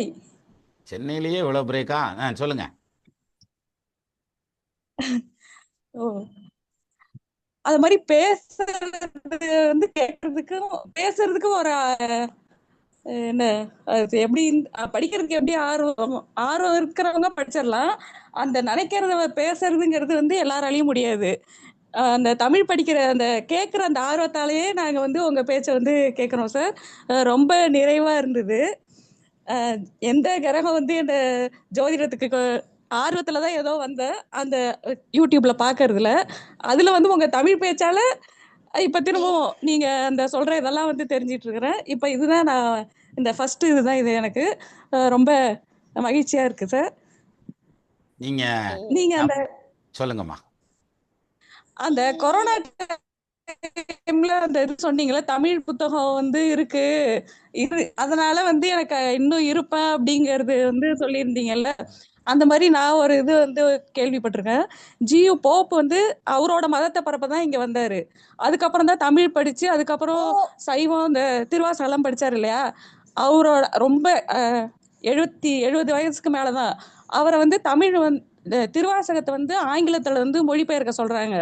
அப்ப வந்து அவர் சொல்றாரு, எனக்கு வந்து வயசாயிடுச்சு, நான் வந்து இருப்பனா இல்லையா தெரியல, அவ்வளோ நாள், அதாவது அது முழுமையா அதை மொழிபெயர்க்கிற வரைக்கும் நான் உயிரோட இருப்பனா இல்லையா அப்படின்னு எனக்கு தெரியாது அப்படிங்கிறப்ப அங்க வந்து அப்ப வந்து சொன்னாங்களாம், சிவத்தொண்டு செஞ்சா அந்த ஒரு தொண்டு, ஒரு சிவனை பத்தி அந்த தொண்டு ஒரு நூல் எழுதுறதோ இந்த மாதிரி அந்த சிவத்தொண்டு செய்யும் போது பாதியில உயிர் போகாது, அந்த தொண்டை நிறைவேற வரைக்கும் நம்ம உயிர் இருக்கும் அப்படின்னு சொன்னதுக்கு அப்புறம் தான் வந்து அதை வந்து திருவாசகத்தை வந்து அவர் மொழிபெயர்க்க ஆரம்பிச்சாரு. அவர் வந்து 10 ஆண்டு வந்து அதை வந்து மொழிபெயர்த்தாரு. அதுக்கப்புறம் தான் வந்து அவர் இறந்தாரு. அது நீங்க அந்த இதை சொல்லும் போது எனக்கு அந்த அந்த கேட்டது வந்து நினைவு வந்தது. அதை பதிவு சொல்லணும்ட்டு விரும்பினேன் சார். ஓகே ஓகே, நல்லதும்மா நல்லது. தமிழ் ஆர்வம் உங்களுக்கும் நிறைய இருக்கு. மனசுக்குள்ள எவ்வளவோ இருக்கு அப்படிங்கிற மாதிரி நிறைய இருக்கு. நீங்க நீங்க பேசுவீங்க. மேடையில எல்லாம் பேச வேண்டியது வரும், பேசுங்க. அதனால ஒண்ணும் தப்பு இல்ல. நம்ம பேசுறதுனாலும் பேசுறத கேட்கறதும் ஒரு இனிமை பேசுறவங்கள. கற்றலின் கேட்டல் நன்று அப்படின்ற மாதிரி இல்ல. சொலல் வல்லன் ஜோர் வல்லன் இகல் வல்லல் யாருக்கும் அரிது. நன்றிம்மா, நன்றி நன்றி. நன்றி. இப்போ கிட்டத்தட்ட நம்ம எல்லாரும் பேசிட்டோம். 2வது டைமும் போயிடுச்சு. நம்ம இந்த தமிழ் மீட்டிங்னு ஆரம்பிச்சாலே ரொம்ப டயத்தை எடுத்துருவோங்கிறதுக்கு இதுவும் ஒரு உதாரணம். இது கிட்டத்தட்ட 1.25 மணி நேரம் உட்காந்துருக்கோம் பார்த்தீங்களா? அதுவும் ஒரு உதாரணம். எனவே மீண்டும் நம்ம இன்னொரு தமிழ் மீட்டிங்ல ஐயா எனக்கு வாய்ப்பே கொடுக்கல, கொடுத்தீங்க அதுக்குள்ளார வெளியில போயிட்டு ஆமா உள்ள ஆமா. வாங்க வாங்க, எங்க மாலை கட்டுங்க பார்ப்போம். ஐயா கட்டிட்டு தான் இருக்கிறேன். போடுங்க, இதை போடுங்க, அதென்ன கேமரா போடுங்க. அது சொல்லுங்க. ஐயா இப்போ வந்து நீங்க சொன்ன கான்செப்ட் உண்மையாலுமே எப்படி சொல்றதுன்னு தெரியல. இந்த கற்பனை ஊற்று அப்படிங்கிற மாதிரி நீங்க சொல்ல சொல்ல நாம அந்த இடத்துக்கு பயணிச்சு போய் பார்த்துட்டு வந்த மாதிரி ஒரு ஃபீலை கொடுத்துருக்கீங்க. உண்மையாலுமே அது நான் இடையில தான் ஜாயின் பண்ணேன். ஆனா வந்து அந்த குறிப்பால் குறிப்புணர்ந்து அப்படிங்கிற மாதிரி அந்த தீப்பந்தத்தை வச்சு நீங்க பாதி கதை தான் நான் கேட்டேன். ஆனா வந்து முழு கதையும் கேட்ட மாதிரி ஒரு ஆஸ்லேஷனா இருக்குது மனசு. வந்துடும், தமிழ் சேனல்ல போட்டு விடுறேன், வீடியோ போட்டு விடுறேன், கேளுங்க. கண்டிப்பா கண்டிப்பாங்க. ஆனா உண்மையாலுமே அந்த பிறைசூடி வந்து அந்த பந்தத்துல சுற்றி காமிக்கும் போது முழுமதியா தெரிஞ்சது அப்படிங்கும் பொழுது அந்த கான்செப்ட் நீங்க என்ன சொல்ல வரீங்க அப்படிங்கிறது பாதியில தெரிஞ்சுது. இருந்தாலும் இதன் மூலியமா வந்து அந்த கருத்தினுடைய ஆழம் வந்து நல்லா தெளிவா வந்து இன்னொரு தடவை கேட்டா புரிஞ்சுக்கலாம். இதை விட என்னன்னா நம்ம மற்றவங்க எல்லாமே இப்போ வந்து பாத்தீங்கன்னா இந்த ஜோதிடம் அப்படிங்கிற கான்செப்டுக்குள்ள உள்ள வர்றோம். நம்ம ஜோதிடம் ஜோதிடம் ஜோதிடத்தையே போயிட்டு இருக்கோம். ஆனா இந்த பழம்பெரும் நூல்களை வந்து படிச்சு தெளிவா சொல்றதுக்கு ஆள் கிடையாது. அதுல வந்து எங்க குருநாதர் வந்து எங்களுக்காக இந்த அளவுக்கு மெனக்கெட்டு படிச்சு எங்களுக்காக இந்த கான்செப்ட் எல்லாம் சொல்லித்தராரு அப்படிங்கிற மாதிரி எங்களுக்கு உண்மையிலுமே ஒரு சிறப்பா இருக்குங்க ஐயா. மிக்க மகிழ்ச்சி. ஆக்சுவலா இதுல ஒரு சுயநலமும் இருக்குது. அதாவது படிக்கிறது நம்ம ஆர்வத்துல படிக்கிறோம். அப்ப படிச்சதை வச்சுக்கிட்டு சும்மா இருக்க முடியாதுல்ல. சொரிஞ்சு விட்டான்டா அப்படின்ற மாதிரி உடனே புறா மைக்க பேசுறா அப்படின்ற மாதிரி வந்துருது இல்ல. அப்படி வந்ததுதான். ஸோ இருந்தாலும் நமக்கு மற்ற என்ன வேலைகள் இருந்தாலும், அதான் நான் வெளியூர் எங்கே போனேன்னாலும் கையில் புக்கோட தான் போவேன். ஏதாவது டைம் இருந்தது அல்லது ட்ராவலிங் டைம் அப்படிங்கிறதுலலாம் புக்ஸ் தான் படிச்சுட்டு இருப்பேன். அப்படி படிக்கிறப்போ வந்து நமக்கு நிறைய ஐடியா தோணும். சரி, நம்ம இதை சொல்லாமல் விட்டுட்டோம், அதை சொல்லாமல் விட்டுட்டோம் அப்படிங்கிற மாதிரி நிறைய பகிர்ந்துக்கணுங்கிற நினைப்பு இருந்துகிட்டே இருக்கும். அதுக்கான டைம் தான் பெர்மிட் பண்ணுறதுல சிரமமாக இருக்குது. நான் இன்றைக்குமே என்ன நினச்சேன், 8 மணிக்கு ஆரம்பித்து 9 மணிக்கு முடிச்சுட்டு 9 மணிக்கு ஒரு ஜோசிய லைவுக்கு போகலாமா அப்படின்னு யோசிச்சுக்கிட்டே உட்காந்தேன். அப்புறம் இங்கே லைவ் போகிறது இங்கேயே நடிச்சாம ஆக்கிடுவோம் போல இருக்கு. அதனால தமிழ் அப்படின்னா அன்னைக்கு தமிழுக்காக ஒதுக்கப்பட்டது அப்படின்னு வச்சிட வேண்டியதுதான் போல இருக்கு அப்படின்ற முடிவு தான் வந்து. அதுக்குன்னு ஒரு நாள் ஒதுக்கிடுங்க ஐயா, மிகச்சிறப்பா இருக்கும். ஓகே சாமி, மிக்க நன்றி. மிக்க நன்றிங்க ஐயா, நன்றி. ஏன்னா நாங்க படிக்காதெல்லாம் உங்க மூலியமா நாங்க படிச்சுட்டு இருக்கோம். ஏன்னா நாங்க படிக்கிறதுக்கு நீங்க சொன்ன மாதிரி இந்த சுக்கரம் ராகம் சேர்ந்த புத்தகங்கள் வாங்கி அடுக்கி வைக்கப்படும், ஆனால் படிக்கப்படாது அப்படிங்கிற மாதிரி. இதுல இருந்து என்ன தெரியுது, ஷார்ட்ஸை நீங்க நல்லா ஊண்டி பாக்குறீங்கன்னு தெரியுது. எனிவே சார், ஒரு வீட்டுல ஒருத்தர் தான் சமைக்கலாம் சார், மத்தவங்க எல்லாம் சாப்பிடலாம். எல்லாரும் சமயக்கட்டுக்கு போனீங்கன்னா யாரு அப்புறமா யாரு சமையல் ஒழுங்கா வருமா? அது மாதிரி நீங்க ஒழுங்கா படிச்சுட்டு எங்களுக்கு கொடுத்தீங்கன்னா அதை நாங்க அனுபவிச்சு போயிட்டே இருப்போம். இது நல்லா இருக்கே. இது நல்ல ஈஸியான வழி. சார் சொல்ற மாதிரி கற்றலில் கேட்டல் நன்றுங்கிற மாதிரி கற்றலில் கேட்டல் நன்று. ஆனா இந்த மாதிரி படிச்சு சொல்றவங்களோட தொடர்பு ஏற்படுத்திட்டு அவரு இந்த மாதிரி இன்ட்ரெஸ்டிங்கா சொல்லி அதை கேட்கறதுக்கு அந்த இதுல வந்து சேர்ந்துக்கிறதுக்கு கொடுத்து வச்சிருக்கணும் ஃபர்ஸ்ட். இப்ப நான் சொன்னேன் சார், நான் சொன்ன இந்த இன்சிடென்ட ஊவேசா எழுதியிருக்காரு. அவருடைய புக்ல வந்து 1963 பதிப்புல வந்திருக்குன்னு சொல்லி படிச்சேன் நான். ஊவே சாமிநாயர் போட்டது தான் இந்த அப்ப பாருங்க, தமிழை அந்த அளவுக்கு அவருடைய என் சரிதம்னு ஒரு புஸ்தகம் இருக்கு. உண்மையிலேயே அதெல்லாம் படிச்சு பார்த்தோம்னா தமிழுக்காக எவ்வளவு மெனக்கெட்டிருக்காரு பாருங்க. அவருக்கும் அந்த காலத்துல கரண்ட் பில் இருந்திருக்கும், ஆதார் கார்டு இருந்திருக்கும், ரேஷன் கார்டு இருந்திருக்கும், வீட்டு வாடகை இருந்திருக்கும், பஸ் சார்ஜ் இருந்திருக்கும், எல்லாம் தான் இருந்திருக்கும். முக்கியமா மனைவி இருந்திருப்பாங்க. இதையெல்லாம் சமாளிச்சு அவர் இந்த அளவுக்கு தமிழ்ல கம்பு சுத்தி இருக்கான்னா அப்ப நம்ம இன்னும் எங்க பின்னால இருக்கோம் பாருங்க. இல்ல சார், நீங்களும் அதான் உங்களுக்கு இருக்கிற வேலையில மத்தியில வந்து நீங்க படிச்சதை வந்து இந்த மாதிரி ஒரு 2 மணி நேரம் உட்காந்து சொல்லணும்னு உங்களுக்கு தோணுது இல்லையா? அது ஒண்ணு. 2வது அதை வந்து கேட்கணும்னு சொல்லிட்டு இவ்வளவு பேர் உட்காந்துட்டு இருக்காங்கல்ல, நாங்களும் கொடுத்து வச்சுங்க தான். உண்மைதான். ஆனா இது அடிக்கடி நடக்கணும்னு தான் நான் இறைவனை வேண்டிக்கிறேன். கண்டிப்பா சார், கண்டிப்பா. நானும் முடிஞ்ச வரைக்கும் சீக்கிரம் வந்துடுறேன். ஏன்னா இப்ப நான் நிறைய எடுத்து வச்சுட்டேன், எப்படியும் பேசியே ஆகணும், அதனால வரேன் நான். ஆமா, ஓகே சார், சரிங்க சார், மிக்க நன்றி. நம்ம நிறைய நேரம் எடுத்துட்டோம். அடுத்து இப்படியே நம்ம நேரம் எடுத்துக்கிட்டு இருந்தோம்னா வச்சுவைங்க, அப்புறம் சிடிசி மீட்டிங் அப்படின்னதுமே சரி ரைட்டு இன்னைக்கு நடுச்சாமத்துக்கு தான் வந்து எடுப்பேன் அந்த ஆள் அப்படின்ற மாதிரி எல்லா வீட்லேயும் முடிவு பண்ணிடுவாங்க. நீ சோத்தை தின்ட்டு போய் உட்காந்துக்க, என் நேரமாக வந்து எனக்கு வேலை கிடக்குது நிறைய அப்படின்ற மாதிரி அந்த பாயிண்ட் வேற வந்துடும். அதனால நம்ம மீண்டும் அடுத்த மீட்டிங்கில் சந்திக்கலாம். நமது நண்பர்கள் ஆள் போல் தழைதழைத்து அருகது போல் வேரூன்றி மூங்கில் போல் கிளை கிளைத்து முதியாமல் வாழ்ந்திருக்க வாழ்கவென வாழ்த்தி அமைகிறேன். வணக்கம். வணக்கம், நன்றி. எல்லாருக்கும் நன்றி. Thank you sir. நன்றி.